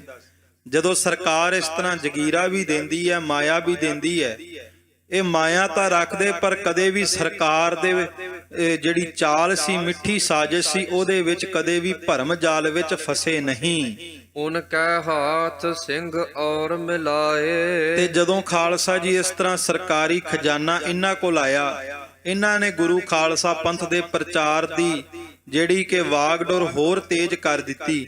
ਲਹਿਰ ਤੇਜ਼ ਕਰ ਦਿੱਤੀ ਤੇ ਖਾਲਸਾ ਪੰਥ ਦੇ ਵਿੱਚ ਸਿੰਘ ਭਰਤੀ ਕਰਨੇ ਸ਼ੁਰੂ ਕਰ ਦਿੱਤੇ। ਦੋਹਰਾ ਐਸੀ ਐਸੀ ਜੁਗਤ ਸਿਉ ਉਨ ਲੀਨੇ ਸਿੰਘ ਪ੍ਰਚਾਏ। ਕਹਿੰਦੇ ਇਸ ਤਰ੍ਹਾਂ ਖਾਲਸਾ ਜੀ ਜਦੋਂ ਸਰਕਾਰ ਮਾਇਆ ਦਿੰਦੀ, ਸਰਕਾਰ ਚਾਹੁੰਦੀ ਹੈ ਵੀ ਸਿੰਘ ਸਾਡੇ ਭਰਮ ਜਾਲ ਵਿੱਚ ਆਉਣ, ਪਰ ਗੁਰੂ ਕਾ ਖਾਲਸਾ ਉਹਦੇ ਤੇ ਸਤਿਗੁਰੂ ਦੀ ਕਿਰਪਾ, ਕਹਿੰਦੇ ਸਰਕਾਰ ਦੀ ਮਾਇਆ ਤੇ ਲੈ ਲਈ, ਸਰਕਾਰ ਦਾ ਨਜ਼ਰਾਨਾ ਲੈ ਕੇ ਲੋਕਾਂ ਵਿੱਚ ਤੇ ਵੰਡ ਦਿੱਤਾ, ਗਰੀਬਾਂ ਵਿੱਚ ਵੰਡ ਦਿੱਤਾ, ਲੋੜਵੰਦਾਂ ਦੀ ਮਦਦ ਕਰ ਦਿੱਤੀ, ਪਰ ਕਦੇ ਵੀ ਸਰਕਾਰ ਦੀ ਚਾਲ ਦੇ ਵਿੱਚ ਆਏ ਨਹੀਂ, ਫਸੇ ਨਹੀਂ। ਬੰਦੇ ਤੇ ਵੈ ਇਮ ਡਰੈ ਬਾਜੋਂ ਲਵੋ ਡਰਾਏ। ਖਾਲਸਾ ਜੀ ਜਦੋਂ ਬੰਦਾ ਸਿੰਘ ਬਹਾਦਰ ਦਾ ਵੀ ਰਾਜ ਸੀ ਨਾ, ਤੇ ਕਹਿੰਦੇ ਇਸ ਤਰ੍ਹਾਂ ਡਰਦੇ ਸੀ ਮੁਗਲ ਹਕੂਮਤ ਦੇ ਸਿਪਾਹੀ ਜਿਵੇਂ ਬਟੇਰੇ ਬਾਜ ਕੋਲੋਂ ਡਰਦੇ ਨੇ, ਇੰਨਾ ਡਰ ਸੀ। ਤੇ ਗੁਰੂ ਕੇ ਸਿੰਘਾਂ ਦੇ ਡਰ ਤੋਂ ਫਿਰ ਮੁਗਲ ਹਕੂਮਤ ਨੇ ਫੈਸਲਾ ਲਿਆ ਵੀ ਇਹਨਾਂ ਨਾਲ ਲੜਨ ਦੀ ਬਜਾਏ ਇਹਨਾਂ ਦੇ ਨਾਲ ਦੋਸਤੀ ਕਰ ਲੈਣੀ ਚਾਹੀਦੀ ਹੈ। ਦੋਹਰਾ ਸਮੋ ਲਖਾਵਨ ਓਏ ਚਹੈ ਪੰਥ ਵੀ ਸਮੋ ਤਕਾਹੇ। ਤੇ ਹੁਣ ਸਰਕਾਰ ਸਿੰਘਾਂ ਦੇ ਉੱਤੇ ਹਮਲੇ ਰੋਕ ਕਰਕੇ, ਕਿਉਂਕਿ ਸਰਕਾਰ ਦਾ ਨੁਕਸਾਨ ਹੀ ਇੰਨਾ ਕਿ ਮੁੱਠੀ ਭਰ ਸਿੰਘਾਂ ਨੇ ਕਰ ਦਿੱਤਾ ਸੀ ਕਿ ਦੁਬਾਰਾ ਮੁਗਲ ਹਕੂਮਤ ਦੀ ਫੌਜ ਵਿੱਚ ਕੋਈ ਭਰਤੀ ਨਹੀਂ ਸੀ ਹੋ ਰਿਹਾ, ਕਿਉਂਕਿ ਉਹਨਾਂ ਨੂੰ ਪਤਾ ਸੀ ਕਿ ਜਿਹੜਾ ਫੌਜ ਵਿੱਚ ਭਰਤੀ ਹੋਵੇਗਾ ਗੁਰੂ ਕੇ ਖਾਲਸੇ ਉਹਦੀ ਟਿਕਟ ਫਿਰ ਦਰਗਾਹ ਨੂੰ ਹੀ ਕੱਟ ਕੇ ਫੜਾਉਣਗੇ। ਇਸ ਕਰਕੇ ਫੌਜ ਵਿੱਚ ਭਰਤੀ ਹੋਣ ਤੋਂ ਲੋਕ ਡਰਦੇ ਸੀ ਤੇ ਸਰਕਾਰ ਨੇ ਸੋਚਿਆ ਵੀ ਇਹਨਾਂ ਨਾਲ ਲੜੀਏ ਨਾ, ਸਮਾਂ ਲੰਘਾਈਏ। ਤੇ ਉਧਰੋਂ ਗੁਰੂ ਕਾ ਖਾਲਸਾ ਵੀ ਇਹੀ ਚਾਹੁੰਦਾ ਸੀ ਕਿ ਅਸੀਂ ਬਾਣੀ ਬਾਣੇ ਦਾ ਪ੍ਰਚਾਰ ਕਰਕੇ ਸਿੰਘ ਬਣਾਈਏ, ਖਾਲਸੇ ਬਣਾਈਏ, ਤੇ ਇਹਨਾਂ ਨਾਲ ਲੜਨ ਦੀ ਬਜਾਏ ਸਿੰਘ ਤਿਆਰ ਕਰਕੇ ਜਦੋਂ ਫੌਜ ਤਿਆਰ ਬਰ ਤਿਆਰ ਹੋ ਗਈ ਫਿਰ ਇਹਨਾਂ ਨਾਲ ਦੋ ਦੋ ਹੱਥ ਵੀ ਕਰਾਂਗੇ। ਇਸ ਤਰ੍ਹਾਂ ਖਾਲਸਾ ਪੰਥ ਵੀ ਆਪਣਾ ਸਮਾਂ ਲੰਘਾ ਰਿਹਾ ਹੈ। ਰੱਖੈ ਪਾਤਸ਼ਾਹੀ ਚਾਹੈ ਦੋ ਦਿਲ ਦੋ ਦੰਗੋ ਰਖਾਹੇ। ਹੁਣ ਕਹਿੰਦੇ ਦੋਵੇਂ ਪਾਸੇ, ਇੱਕ ਪਾਸੇ ਬਾਬੇ ਕੇ ਤੇ ਇੱਕ ਪਾਸੇ ਬਾਬਰ ਕੇ, ਬਾਬੇ ਕੇ ਬਾਬਰ ਕੇ ਦਊ ਆਪ ਕਰੇ ਪਰਮੇਸ਼ਰ ਸੋ। ਹੁਣ ਬਾਬੇ ਕੇ ਇਹਨਾਂ ਕੋਲ ਵੀ ਪਾਤਸ਼ਾਹੀ ਦਾ ਦਾਵਾ ਹੈ ਤੇ ਇੱਕ ਪਾਸੇ ਬਾਬਰ ਕੇ ਨੇ ਮੁਗਲ ਹਕੂਮਤ, ਉਹ ਵੀ ਬਾਦਸ਼ਾਹੀ ਦਾ ਦਾਵਾ ਰੱਖਦੇ, ਤੇ ਦੋਵਾਂ ਦੇ ਮਨਾਂ ਵਿੱਚ ਇਹੀ ਹੈ ਵੀ ਰਾਜ ਸਾਡੇ ਕੋਲ ਆਵੇ। ਪਰ ਕਹਿੰਦੇ ਰਾਜ ਤੇ ਗੁਰੂ ਨਾਨਕ ਦਾ ਚੱਲਣਾ, ਅਕਾਲ ਪੁਰਖ ਵਾਹਿਗੁਰੂ ਦਾ ਚੱਲਣਾ ਹੈ। ਚਉਪਈ ਸਿੰਘਨ ਕੋ ਬਹੁ ਪੈਸੇ ਦੇ। ਤੇ ਹੁਣ ਸਰਕਾਰ ਸਿੰਘਾਂ ਨੂੰ ਆਪਣੇ ਜਾਲ ਵਿੱਚ ਫਸਾਉਣ ਵਾਸਤੇ ਮਾਇਆ ਦੇ ਮੂੰਹ ਖੋਲਦੀ ਹੈ। ਬੈਠ ਗੁਰੂ ਚੱਕ ਨਿਤ ਪ੍ਰਤ ਲੇਹੇ। ਤੇ ਖਾਲਸਾ ਜੀ ਗੁਰੂ ਕੇ ਚੱਕ ਸ੍ਰੀ ਹਰਮੰਦਰ ਸਾਹਿਬ ਵਿਖੇ ਬੈਠ ਕਰਕੇ ਸਿੰਘ ਜਿਹੜੇ ਨੇ, ਕਹਿੰਦੇ ਜਿਹੜੀ ਮਾਇਆ ਆਉਂਦੀ ਲੋੜਵੰਦਾਂ ਵਿੱਚ ਵਰਤਾਈ ਜਾ ਰਹੇ ਨੇ। ਪੰਥ ਦਰਬਾਰੋ ਸਿੰਘ ਹੁਤੋ ਦੀਵਾਨ। ਤੇ ਹੁਣ ਸਮਾਂ ਆਇਆ ਬਾਬਾ ਵਿਨੋਦ ਸਿੰਘ ਜੀ ਤੋਂ ਬਾਅਦ ਸਿੰਘ ਸਾਹਿਬ ਦੀਵਾਨ ਦਰਬਾਰਾ ਸਿੰਘ ਜੀ ਪੰਥ ਦੇ ਦੂਸਰੇ ਜਥੇਦਾਰ ਬਣੇ, ਸ੍ਰੀ ਅਕਾਲ ਤਖਤ ਸਾਹਿਬ ਵਿਖੇ ਬੈਠ ਕਰਕੇ ਇਹ ਹੁਣ ਪੰਥ ਦੀ ਅਗਵਾਈ ਕਰ ਰਹੇ ਨੇ। ਵਹੀ ਹੋਤ ਥੋ ਪੋਤੈਵਾਨ।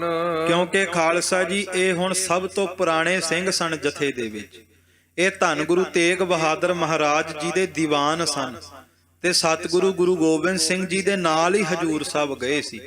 ਤੇ ਹਜੂਰ ਸਾਹਿਬ ਤੋਂ ਦੁਬਾਰਾ ਫਿਰ ਮਹਾਰਾਜ ਨੇ ਇਹਨਾਂ ਨੂੰ ਪੰਜਾਬ ਭੇਜਿਆ। ਤੇ ਦੀਵਾਨ ਦਰਬਾਰਾ ਸਿੰਘ ਜੀ ਦੇ ਨਾਮ ਦੇ ਨਾਲ ਦੀਵਾਨ ਵੀ ਇਸ ਕਰਕੇ ਲੱਗਦਾ ਸੀ ਕਿ ਸਤਿਗੁਰਾਂ ਦੇ ਦੀਵਾਨ ਦੀ ਸੇਵਾ ਨਿਭਾ ਚੁੱਕੇ ਸੀ।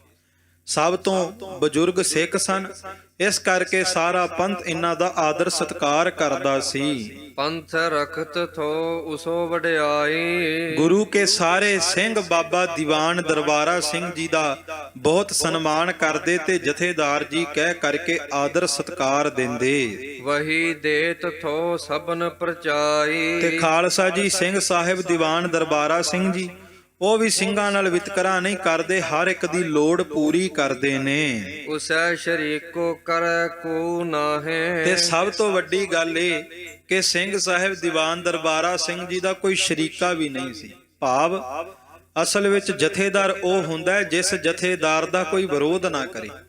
ਹੁਣ ਕੋਈ ਆਪਣੇ ਆਪ ਨੂੰ ਜੇ ਪੰਥ ਦਾ ਜਥੇਦਾਰ ਕਵੇ ਤੇ ਪੰਥ ਜਥੇਦਾਰ ਮੰਨੇ ਨਾ ਤੇ ਉਹਨੂੰ ਫਿਰ ਜਥੇਦਾਰ ਨਹੀਂ ਕਿਹਾ ਜਾਂਦਾ। ਖਾਲਸਾ ਜੀ ਸਿੰਘ ਸਾਹਿਬ ਦੀਵਾਨ ਦਰਬਾਰਾ ਸਿੰਘ ਉਹ ਜਥੇਦਾਰ ਸੀ ਪੰਥ ਦੇ ਜਿਨ੍ਹਾਂ ਨੂੰ ਪੰਥ ਵੀ ਜਥੇਦਾਰ ਮੰਨਦਾ ਸੀ। ਜਿਹਨੂੰ ਪੰਥ ਜਥੇਦਾਰ ਮੰਨੇ ਉਹੀ ਜਥੇਦਾਰ ਹੁੰਦਾ। ਤੇ ਕਹਿੰਦੇ ਸਿੰਘ ਸਾਹਿਬ ਦੀਵਾਨ ਦਰਬਾਰਾ ਸਿੰਘ ਜੀ ਨੇ ਇਸ ਤਰ੍ਹਾਂ ਸਿੰਘਾਂ ਨਾਲ ਪ੍ਰੇਮ ਪਿਆਰ ਕੀਤਾ ਕਿ ਕਿਸੇ ਇੱਕ ਵੀ ਸਿੱਖ ਨੇ ਬਾਬਾ ਦੀਵਾਨ ਦਰਬਾਰਾ ਸਿੰਘ ਦਾ ਵਿਰੋਧ ਨਹੀਂ ਕੀਤਾ। ਵਹੀ ਦੇਤ ਥੋ ਸਭਨ ਪ੍ਰਚਾਏ। ਤੇ ਖਾਲਸਾ ਜੀ ਸਾਰਿਆਂ ਨੂੰ ਲੋੜ ਮੁਤਾਬਕ ਮਾਇਆ ਰਸਦਾ ਬਸਦਾ ਦਿਆ ਕਰਦੇ ਸਨ। ਸਭ ਕੋ ਇੱਕ ਥਾਂ ਲੰਗਰ ਕਰਵਾਵੇ। ਤੇ ਸ੍ਰੀ ਹਰਮੰਦਰ ਸਾਹਿਬ ਵਿਖੇ ਦੀਵਾਨ ਦਰਬਾਰਾ ਸਿੰਘ ਜੀ ਨੇ ਸਾਰਿਆਂ ਨੂੰ ਇੱਕੋ ਥਾਂ ਬਿਠਾ ਕਰਕੇ ਖੁਦ ਲੰਗਰ ਤਿਆਰ ਕਰਨਾ ਤੇ ਖੁਦ ਜਥੇਦਾਰ ਨੇ ਸਿੰਘਾਂ ਨੂੰ ਲੰਗਰ ਛਕਾਉਣਾ, ਲੰਗਰ ਵਰਤਾਉਣਾ। ਇਹ ਗੁਰੂ ਘਰ ਦੀ ਮਰਿਆਦਾ ਹੈ ਕਿ ਇੱਥੇ ਜਿੰਨਾ ਵੱਡਾ ਅਹੁਦਾ ਹੁੰਦਾ ਹੈ ਨਾ ਸਿੱਖ, ਉਹਨਾਂ ਨੀਵਾਂ ਆ ਜਾਂਦਾ ਹੈ। ਜੇ ਦੁਨੀਆ ਵਿੱਚ ਆਪਾਂ ਵੇਖੀਏ, ਦੁਨੀਆ ਵਿੱਚ ਜਿਹਦੀ ਜਿੱਡੀ ਵੱਡੀ ਪੋਸਟ ਹੁੰਦੀ ਹੈ ਉਹਦਾ ਓਨਾ ਵੱਡਾ ਦਫ਼ਤਰ ਹੁੰਦਾ ਹੈ, ਉਹਦੀ ਓਡੀ ਵੱਡੀ ਕੁਰਸੀ ਹੁੰਦੀ ਹੈ। ਪਰ ਸਤਿਗੁਰੂ ਗੁਰੂ ਨਾਨਕ ਸਾਹਿਬ ਦੇ ਘਰ ਵਿੱਚ ਜਿੱਡਾ ਵੱਡਾ ਅਹੁਦਾ ਹੁੰਦਾ ਹੈ ਉਹ ਓਨਾ ਨੀਵਾਂ ਆ ਜਾਂਦਾ ਹੈ। ਜਿਹਦਾ ਅਹੁਦਾ ਵੱਡਾ ਹੁੰਦਾ ਹੈ ਉਹ ਜੋੜਿਆਂ ਵਿੱਚ ਬੈਠ ਜਾਂਦਾ ਹੈ। ਕਿਉਂਕਿ ਧੰਨ ਗੁਰੂ ਅਰਜਨ ਦੇਵ ਮਹਾਰਾਜ ਸ੍ਰੀ ਹਰਮੰਦਰ ਸਾਹਿਬ ਦੀ ਉਸਾਰੀ ਕਰਾਉਂਦੇ ਆ, ਪਰ ਸਤਿਗੁਰੂ ਗੁਰੂ ਅਰਜਨ ਦੇਵ ਜੀ ਖੁਦ ਸੰਗਤਾਂ ਦੇ ਜੋੜੇ ਝਾੜਦੇ ਆ। ਇਹ ਗੁਰੂ ਘਰ ਦੀ ਮਰਿਆਦਾ ਵੀ ਇੱਥੇ ਜਿੰਨਾ ਕੋਈ ਵੱਡਾ ਹੋਵੇ ਓਨਾ ਨੀਵਾਂ ਹੋ ਜਾਂਦਾ ਹੈ। ਕਿਉਂਕਿ ਸਿੱਖਾਂ ਦਾ ਮਨ ਨੀਵਾ, ਮਤ ਉੱਚੀ।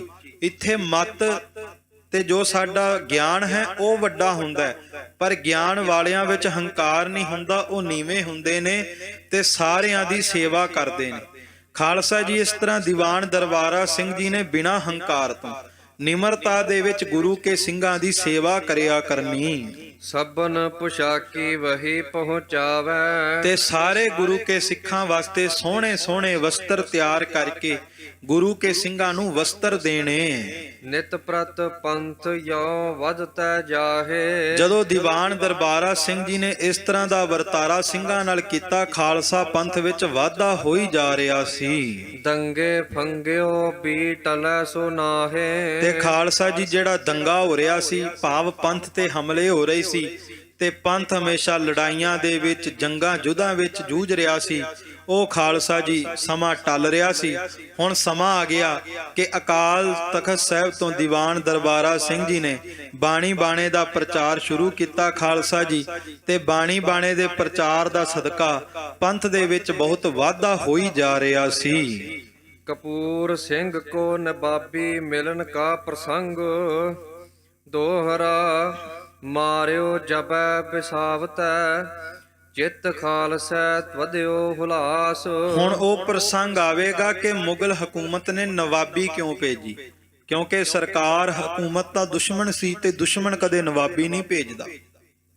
ਪਰ ਪਹਿਲੀ ਵਾਰ ਹੋਇਆ ਕਿ ਹਕੂਮਤ ਨੇ ਖੁਦ ਉਹਨਾਂ ਨੂੰ ਨਵਾਬੀ ਭੇਜੀ ਜਿਨ੍ਹਾਂ ਨੂੰ ਆਪਣਾ ਦੁਸ਼ਮਣ ਸਮਝਦੀ ਸੀ। ਪਰ ਨਵਾਬੀ ਤਾਂ ਭੇਜੀ ਕਿਉਂਕਿ ਸਿੰਘਾਂ ਤੋਂ ਡਰਦੇ ਸੀ, ਖਾਲਸੇ ਤੋਂ ਭੈ ਖਾਂਦੇ ਸੀ। ਹੁਣ ਖਾਲਸਾ ਜੀ ਉਹ ਪ੍ਰਸੰਗ ਸ਼ੁਰੂ ਹੋਵੇਗਾ। ਕਹਿੰਦੇ ਜਿਸ ਵਕਤ ਵਿਵਾਸਤੇ ਦਾ ਜੰਗ ਗੁਰੂ ਕੇ ਖਾਲਸਿਆਂ ਨੇ ਫਤਿਹ ਕੀਤਾ, ਜਦੋਂ ਜੰਗਾਂ ਯੁੱਧਾਂ ਦੇ ਵਿੱਚ ਹਕੂਮਤ ਦਾ ਬਹੁਤਾ ਨੁਕਸਾਨ ਕੀਤਾ ਨਾ, ਤੇ ਖਾਲਸੇ ਪੰਥ ਦੇ ਵਿੱਚ ਬਹੁਤ ਹੁਲਾਸ ਖੇੜਾ ਆ ਗਿਆ। ਤੁਰਕਨ ਕੋ ਸੰਸੋ ਪਰਿਓ ਭਇਓ ਉਨੈ ਬਹੁ ਨਾਸ਼। ਹੁਣ ਕੋਈ ਵੀ ਜੰਗ ਹੋਵੇ, ਕਹਿੰਦੇ ਖਾਲਸਾ ਤੇ ਫਤਿਹ ਕਰਦਾ 2200 ਤੇ 2222 ਤੇ ਚੜ ਕੇ ਜਾਂਦੇ ਤੇ 22 ਗੁਰੂ ਕੇ ਸਿੱਖ 2200 ਨੂੰ ਖਤਮ ਕਰ ਦਿੰਦੇ ਨੇ। ਕਹਿੰਦੇ ਖਾਲਸੇ ਖੁਸ਼ੀਆਂ ਮਨਾਉਂਦੇ, ਗੁਰੂ ਕੇ ਸਿੱਖ ਖੁਸ਼ੀਆਂ ਮਨਾਉਂਦੇ, ਤੇ ਮੁਗਲ ਹਕੂਮਤ ਜਿਹੜੀ ਸੀ ਉਹ ਇਹ ਪਰੇਸ਼ਾਨ ਹੋ ਰਹੀ ਸੀ ਕਿ ਆ ਥੋੜੇ ਜੇ ਗੁਰੂ ਕੇ ਸਿੱਖ ਨੇ, ਪਰ ਇਹ ਸਾਰੇ ਗੁਰੂ ਕੇ ਸਿੱਖ ਇਕੱਠੇ ਹੋ ਕਰਕੇ ਸਾਡਾ ਬਹੁਤ ਜ਼ਿਆਦਾ ਨੁਕਸਾਨ ਕਰ ਦਿੰਦੇ ਨੇ।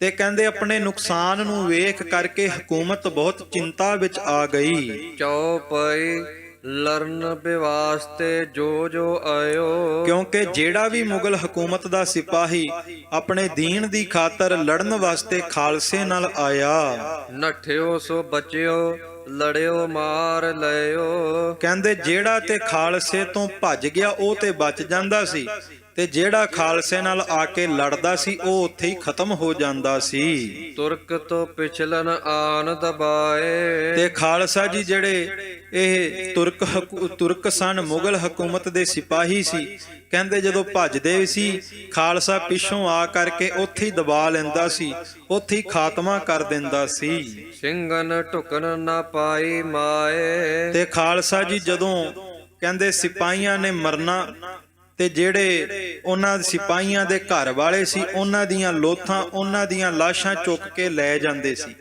ਭਾਵ ਕਬਰ ਦੇ ਵਿੱਚ ਦਫਨਾਉਣ ਵਾਸਤੇ। ਪਰ ਕਹਿੰਦੇ ਜਦੋਂ ਸਿੰਘ ਸ਼ਹੀਦੀਆਂ ਪਾਉਂਦੇ ਸੀ ਤੇ ਸਿੰਘਾਂ ਦੀ ਲਾਸ਼ ਦੇ ਸੰਸਕਾਰ ਵਾਸਤੇ ਵੀ ਕੋਈ ਨਹੀਂ ਸੀ ਆਉਂਦਾ। ਸਿੰਘਾਂ ਦੇ ਸਰੀਰ ਉਸੇ ਤਰ੍ਹਾਂ ਜੰਗ ਦੇ ਮੈਦਾਨ ਵਿੱਚ ਪਏ ਰਹਿੰਦੇ ਸੀ। ਵੇਖੋ ਅੱਜ ਆਪਾਂ ਆਪਣੇ ਘਰਾਂ ਦੇ ਵਿੱਚ ਬੈਠਦੇ ਆਂ, ਆਪਣੇ ਪਰਿਵਾਰਾਂ ਵਿੱਚ ਬੈਠਦੇ ਆਂ, ਪਰ ਐਸਾ ਸਮਾਂ ਸਾਡੇ ਬਜ਼ੁਰਗਾਂ ਨੇ ਵੇਖਿਆ, ਆਪਾਂ ਉਹਨਾਂ ਦੇ ਚੱਲੇ ਆ ਰਹੇ ਹਾਂ।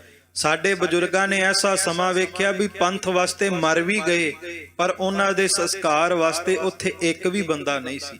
ਜੇ ਅੱਜ ਗੁਰੂ ਘਰਾਂ ਵਿੱਚ ਲੰਗਰ ਚੱਲਦੇ, ਗੁਰੂ ਘਰਾਂ ਵਿੱਚ ਸੰਗਤ ਜੁੜਦੀ ਹੈ, ਗੁਰੂ ਘਰਾਂ ਦੇ ਵਿੱਚ ਕੀਰਤਨ ਹੋ ਰਿਹਾ ਹੈ, ਤੇ ਤਾਂ ਹੋ ਰਿਹਾ ਕਿਉਂਕਿ ਐਸਾ ਸਮਾਂ ਸਾਡੇ ਬਜ਼ੁਰਗਾਂ ਨੇ ਵੇਖਿਆ ਕਿ ਜੰਗ ਦੇ ਮੈਦਾਨ ਵਿੱਚ ਲਾਸ਼ਾਂ ਪਈ ਰਹਿਣੀਆਂ ਤੇ ਸੰਸਕਾਰ ਵਾਸਤੇ ਇੱਕ ਬੰਦਾ ਵੀ ਨਾ ਹੋਣਾ। ਉਹਨਾਂ ਦੀ ਕਮਾਈ ਸਦਕਾ ਅੱਜ ਆਪਾਂ ਇਹਨਾਂ ਦੇਸ਼ਾਂ ਵਿਦੇਸ਼ਾਂ ਵਿੱਚ ਵਿਚਰ ਰਹੇ ਹਾਂ। ਖਾਲਸਾ ਜੀ ਸਿੰਘਾਂ ਨੇ ਸ਼ਹੀਦੀਆਂ ਪਾਉਣੀਆਂ ਤੇ ਕਿਸੇ ਨੇ ਆ ਕਰਕੇ ਸੰਸਕਾਰ ਵੀ ਨਾ ਕਰਨਾ। ਹੈ ਕਾਰ ਤੁਰਕਨ ਘਰ ਕਇਓ। ਪਰ ਭਾਈ ਸਾਹਿਬ ਕਹਿੰਦੇ ਵੀ ਸਬੱਬ ਵੇਖੋ ਰੱਬ ਦਾ ਕੈਸਾ। ਸਿਪਾਹੀ ਮੁਗਲ ਹਕੂਮਤ ਦੇ ਵੀ ਮਰਦੇ ਨੇ, ਗੁਰੂ ਕੇ ਸਿੱਖ ਵੀ ਮਰਦੇ ਨੇ, ਪਰ ਕਹਿੰਦੇ ਜਦੋਂ ਸਿਪਾਹੀ ਮਰਦੇ ਨੇ ਤੇ ਸਿਪਾਹੀਆਂ ਦੇ ਘਰ ਦੇ ਵਿੱਚ ਹਾਹਾਕਾਰ ਮਚ ਜਾਂਦੀ, ਰੋਣਾ ਕਰਲਾਉਣਾ ਸ਼ੁਰੂ ਹੋ ਜਾਂਦਾ ਹੈ। ਜੈ ਜੈਕਾਰ ਖਾਲਸੇ ਗ੍ਰਹਿ ਭਇਓ। ਪਰ ਕਹਿੰਦੇ ਇਧਰੋਂ ਜਦੋਂ ਗੁਰੂ ਕੇ ਸਿੱਖ ਸ਼ਹੀਦੀਆਂ ਪਾਉਂਦੇ, ਇੱਥੇ ਰੋਣਾ ਪਿੱਟਣਾ ਸ਼ੁਰੂ ਨਹੀਂ ਹੁੰਦਾ, ਬਲਕਿ ਖਾਲਸੇ ਦੀ ਜੈ ਜੈਕਾਰ ਸ਼ੁਰੂ ਹੋਣ ਲੱਗ ਜਾਂਦੀ ਹੈ, ਕਿਉਂਕਿ ਉਹ ਮਰ ਰਹੇ ਨੇ ਝੂਠ ਵਾਸਤੇ ਤੇ ਗੁਰੂ ਕੇ ਸਿੱਖ ਸ਼ਹੀਦ ਹੋ ਰਹੇ ਨੇ ਸੱਚ ਦੇ ਵਾਸਤੇ। ਉਹ ਚਾਹੁੰਦੇ ਨੇ ਲੋਕਾਂ ਨੂੰ ਲੁੱਟਣਾ, ਲੋਕਾਂ ਨੂੰ ਗੁਲਾਮ ਬਣਾਉਣਾ, ਤੇ ਗੁਰੂ ਕੇ ਸਿੱਖ ਚਾਹੁੰਦੇ ਨੇ ਲੋਕਾਂ ਨੂੰ ਆਜ਼ਾਦ ਕਰਾਉਣਾ ਤੇ ਲੋਕਾਂ ਨੂੰ ਲੋਕਾਂ ਦੇ ਹੱਕ ਦਿਵਾਉਣੇ। ਅੱਜ ਆਪਾਂ ਸਾਰੇ ਹਿਊਮਨ ਰਾਈਟਸ ਦੀਆਂ ਗੱਲਾਂ ਕਰਦੇ ਹਾਂ ਕਿ ਹਰ ਇੱਕ ਦੇ ਕੋਲ ਆਪਣਾ ਇੱਕ ਹੱਕ ਹੈ, ਪਰ ਇਹ ਕਿਤਾਬਾਂ ਦੇ ਵਿੱਚ ਲਿਖਿਆ ਪੜ੍ਹਾਇਆ ਤੇ ਇਹਨਾਂ ਲੋਕਾਂ ਨੇ, ਪਰ ਕਿਤਾਬਾਂ ਵਿੱਚ ਲਿਖਿਆ ਵੀ ਤਾਂ ਗਿਆ ਕਿਉਂਕਿ ਸਾਡੇ ਬਜ਼ੁਰਗਾਂ ਨੇ, ਸਾਡੇ ਪੂਰਵਜਾਂ ਨੇ ਸ਼ਹੀਦੀਆਂ ਦੇ ਕਰਕੇ ਕਿਹਾ ਕਿ ਹਰ ਇੱਕ ਬੰਦੇ ਨੂੰ ਉਹਦੀ ਜ਼ਿੰਦਗੀ ਜਿਉਣ ਦਾ ਹੱਕ ਹੋਣਾ ਚਾਹੀਦਾ ਹੈ। ਹਰ ਇੱਕ ਬੰਦੇ ਨੂੰ ਜ਼ਿੰਦਗੀ ਰੱਬ ਨੇ ਦਿੱਤੀ ਹੈ, ਇਸ ਕਰਕੇ ਹਰ ਇੱਕ ਬੰਦੇ ਕੋਲ ਉਹਦਾ ਹੱਕ ਹੋਵੇ। ਐਸ ਭਈ ਸਤਿਗੁਰ ਕੀ ਕਲਾ। ਭਾਈ ਰਤਨ ਸਿੰਘ ਭੰਗੂ ਕਹਿੰਦੇ ਇਹ ਗੁਰੂ ਗੋਬਿੰਦ ਸਿੰਘ ਮਹਾਰਾਜ ਦੀ ਤਾਕਤ ਸੀ ਕਿ ਉਹਨਾਂ ਸਿੱਖਾਂ ਨੇ ਸੰਸਾਰ ਦੇ ਭਲੇ ਵਾਸਤੇ ਆਪਣੇ ਤਨ ਕੁਰਬਾਨ ਕਰ ਦਿੱਤੇ। ਥੋੜੇ ਖਾਲਸੇ ਲਸ਼ਕਰ ਬਹੁ ਗਲਾ। ਹੈ ਸਨ ਭਾਵੇਂ ਥੋੜੇ, ਭਾਵੇਂ 20 ਸਨ, ਭਾਵੇਂ 30 ਸਨ, ਭਾਵੇਂ 40 ਸਨ। ਐਸਾ ਸਮਾਂ ਵੀ ਆਇਆ ਜਿੱਥੇ ਕੱਲਾ ਹੀ ਗੁਰੂ ਕਾ ਸਿੱਖ ਸੀ, ਪਰ ਕਹਿੰਦੇ ਕਈ ਹਜ਼ਾਰਾਂ ਨੂੰ ਉਹਨਾਂ ਨੇ ਮਾਰ ਕੇ ਮੁਕਾਇਆ। ਦੋਹਰਾ ਅਸਲਮ ਖਾਨ ਨਿਬਾਬ ਕੇ ਮਨੈ ਭਏ ਦੋਏ ਪਾਏ। ਹੁਣ ਲਾਹੌਰ ਦਰਬਾਰ ਦਾ ਨਵਾਬ ਹੋਇਆ ਅਸਲਮ ਖਾਨ। ਜਦੋਂ ਫੌਜਾਂ ਦਾ ਬਹੁਤ ਨੁਕਸਾਨ ਹੋਣ ਲੱਗਿਆ ਤੇ ਇਹਦੇ ਮਨ ਦੇ ਵਿੱਚ ਦੋ ਵਿਚਾਰਾਂ ਚੱਲ ਪਈਆਂ। ਮੋਏ ਤਲਬੀ ਸੋ ਖੁਸ਼ ਭਇਓ, ਮੋਏ ਦੀਨ ਸੋ ਪਛਤਾਏ। ਇੱਕ ਪਾਸੇ ਤੇ ਸਿਪਾਹੀਆਂ ਦੀ ਮੌਤ ਤੋਂ ਖੁਸ਼ ਵੀ ਹੁੰਦਾ ਤੇ ਇੱਕ ਪਾਸੇ ਸਿਪਾਹੀਆਂ ਦੀ ਮੌਤ ਤੋਂ ਪਛਤਾਵਾ ਵੀ ਕਰਦਾ, ਕਿਉਂਕਿ ਜਿਹੜੀਆਂ ਸਰਕਾਰਾਂ ਹੁੰਦੀਆਂ ਨਾ, ਰਾਜੇ ਕਿਸੇ ਦੇ ਸਕੇ ਨਹੀਂ ਹੁੰਦੇ। ਇਹ ਅਸਲਮ ਖਾਨ ਨੇ ਲਾਹੌਰ ਦਰਬਾਰ ਤੋਂ ਦਿੱਲੀ ਸਰਕਾਰ ਨੂੰ ਟੈਕਸ ਦੇਣਾ ਸੀ, ਨਜ਼ਰਾਨਾ ਦੇਣਾ ਸੀ। ਜਿਵੇਂ ਕਹਿ ਲਓ ਇੱਕ ਸਟੇਟ ਹੈ ਤੇ ਸਟੇਟ ਨੇ ਸੈਂਟਰ ਸਰਕਾਰ ਨੂੰ ਟੈਕਸ ਦੇਣਾ ਹੋਵੇ, ਮਾਇਆ ਦੇਣੀ ਹੋਵੇ, ਸ਼ਾਹੀ ਖਜ਼ਾਨਾ ਦੇਣਾ ਹੋਵੇ। ਕਹਿੰਦੇ ਇਸੇ ਤਰ੍ਹਾਂ ਲਾਹੌਰ ਦਰਬਾਰ ਤੋਂ ਦਿੱਲੀ ਦਰਬਾਰ ਵਾਸਤੇ ਸ਼ਾਹੀ ਖਜ਼ਾਨਾ ਜਾਂਦਾ ਸੀ, ਮਾਇਆ ਜਾਂਦੀ ਸੀ। ਪਰ ਕਹਿੰਦੇ ਅਸਲਮ ਖਾਨ ਦੀ ਫੌਜ ਦਾ ਇੰਨਾ ਨੁਕਸਾਨ ਹੋ ਚੁੱਕਿਆ ਸੀ ਕਿ ਅਸਲਮ ਖਾਨ ਦੇ ਕੋਲ ਮਾਇਆ ਨਹੀਂ ਸੀ ਦਿੱਲੀ ਸਰਕਾਰ ਨੂੰ ਦੇਣ ਵਾਸਤੇ। ਤੇ ਜਦੋਂ ਦਿੱਲੀ ਸਰਕਾਰ ਦੇ ਸਿਪਾਹੀ ਅਸਲਮ ਖਾਨ ਦੇ ਕੋਲ ਟੈਕਸ ਲੈਣ ਵਾਸਤੇ ਆ ਰਹੇ ਸਨ, ਕਹਿੰਦੇ ਸਿੰਘਾਂ ਨੇ ਰਸਤੇ ਵਿੱਚ ਮਾਰ ਮੁਕਾਏ, ਸਿੰਘਾਂ ਨਾਲ ਲੜਾਈ ਹੋ ਗਈ। ਤੇ ਅਸਲਮ ਖਾਨ ਨਵਾਬ ਦਾ ਜਿਹੜਾ ਦਿਮਾਗ ਸੀ ਰਾਜਨੀਤਿਕ ਤੌਰ ਤੇ ਬਹੁਤ ਤੇਜ਼ ਸੀ। ਮਨ ਵਿੱਚ ਸੋਚਣ ਲੱਗਾ, ਕਹਿੰਦਾ ਚੰਗਾ ਹੀ ਹੋ ਗਿਆ ਕਿ ਮੇਰੀ ਸਿੰਘਾਂ ਦੇ ਨਾਲ ਟੱਕਰ ਹੋ ਗਈ। ਤੇ ਸਿੰਘਾਂ ਦੇ ਨਾਲ ਟੱਕਰ ਤੋਂ ਬਾਅਦ ਦਿੱਲੀ ਦਰਬਾਰ ਦੇ ਸਿਪਾਹੀ ਮਰ ਗਏ ਨੇ। ਹੁਣ ਜਦੋਂ ਦਿੱਲੀ ਦਰਬਾਰ ਦੇ ਸਿਪਾਹੀ ਮਰ ਗਏ ਤੇ ਮੈਂ ਦਿੱਲੀ ਦਰਬਾਰ ਵਿੱਚ ਜਾ ਕੇ ਰੋ ਕੇ ਕਵਾਂਗਾ ਕਿ ਮੈਂ ਟੈਕਸ ਕਿੱਥੋਂ ਦਵਾਂ, ਮੈਂ ਤਾਂ ਟੈਕਸ ਤੁਹਾਡੇ ਸਿਪਾਹੀਆਂ ਨੂੰ ਦੇ ਦਿੱਤਾ ਸੀ, ਪਰ ਸਿੰਘ ਲੁੱਟ ਕੇ ਲੈ ਗਏ ਨੇ। ਸੋ ਇਸ ਤਰ੍ਹਾਂ ਇਹਨੇ ਉੱਥੇ ਚਾਲ ਵਰਤੀ ਕਿ ਜਿਹੜਾ ਸਿੰਘਾਂ ਨੇ ਇਹਨਾਂ ਦਾ ਖਾਤਮਾ ਕੀਤਾ, ਮੇਰੇ ਉਹਦਾ ਵਿੱਚ ਬਹੁਤ ਭਲਾ ਹੈ। ਇਸ ਤਰ੍ਹਾਂ ਕਹਿੰਦੇ ਅਸਲਮ ਖਾਂ ਉੱਥੇ ਰਾਜਨੀਤਿਕ ਤੌਰ ਤੇ ਨਵੀਂ ਹੀ ਵਿਚਾਰ ਆਪਣੇ ਮਨ ਦੇ ਵਿੱਚ ਘੜੀ ਜਾ ਰਿਹਾ ਹੈ। ਚਉਪਈ ਹੁਤੋ ਨਿਬਾਬ ਮਨਸੂਬੋ ਬਾਜ। ਭਾਈ ਰਤਨ ਸਿੰਘ ਭੰਗੂ ਕਹਿੰਦੇ ਕਿਉਂਕਿ ਜਿਹੜੇ ਨਵਾਬ ਹੁੰਦੇ ਨੇ, ਰਾਜੇ ਹੁੰਦੇ ਨੇ ਨਾ, ਇਹਨਾਂ ਦਾ ਕੋਈ ਦੀਨ ਤੇ ਮਜਹਬ ਨਹੀਂ ਹੁੰਦਾ, ਇਹਨਾਂ ਦਾ ਕਿਸੇ ਨਾਲ ਕੋਈ ਬਹੁਤਾ ਮੋਹ ਨਹੀਂ ਹੁੰਦਾ। ਰਾਜਿਆਂ ਨੂੰ, ਮਹਾਰਾਜਿਆਂ ਨੂੰ ਕੇਵਲ ਆਪਣੀ ਕੁਰਸੀ ਪਿਆਰੀ ਹੁੰਦੀ ਹੈ। ਉਨ ਸਮਝਿਓ ਭਲ ਆਪਣੋ ਕਾਜ। ਕਿਉਂਕਿ ਨਵਾਬ ਲੋਕ, ਰਾਜੇ ਲੋਕ ਇਹ ਸਮਝਦੇ ਵੀ ਸਾਡੇ ਵਾਸਤੇ ਚੰਗਾ ਕੀ ਹੈ, ਤੇ ਉਹੀ ਕਰਦੇ ਨੇ ਜੋ ਉਹਨਾਂ ਵਾਸਤੇ ਚੰਗਾ ਹੋਵੇ।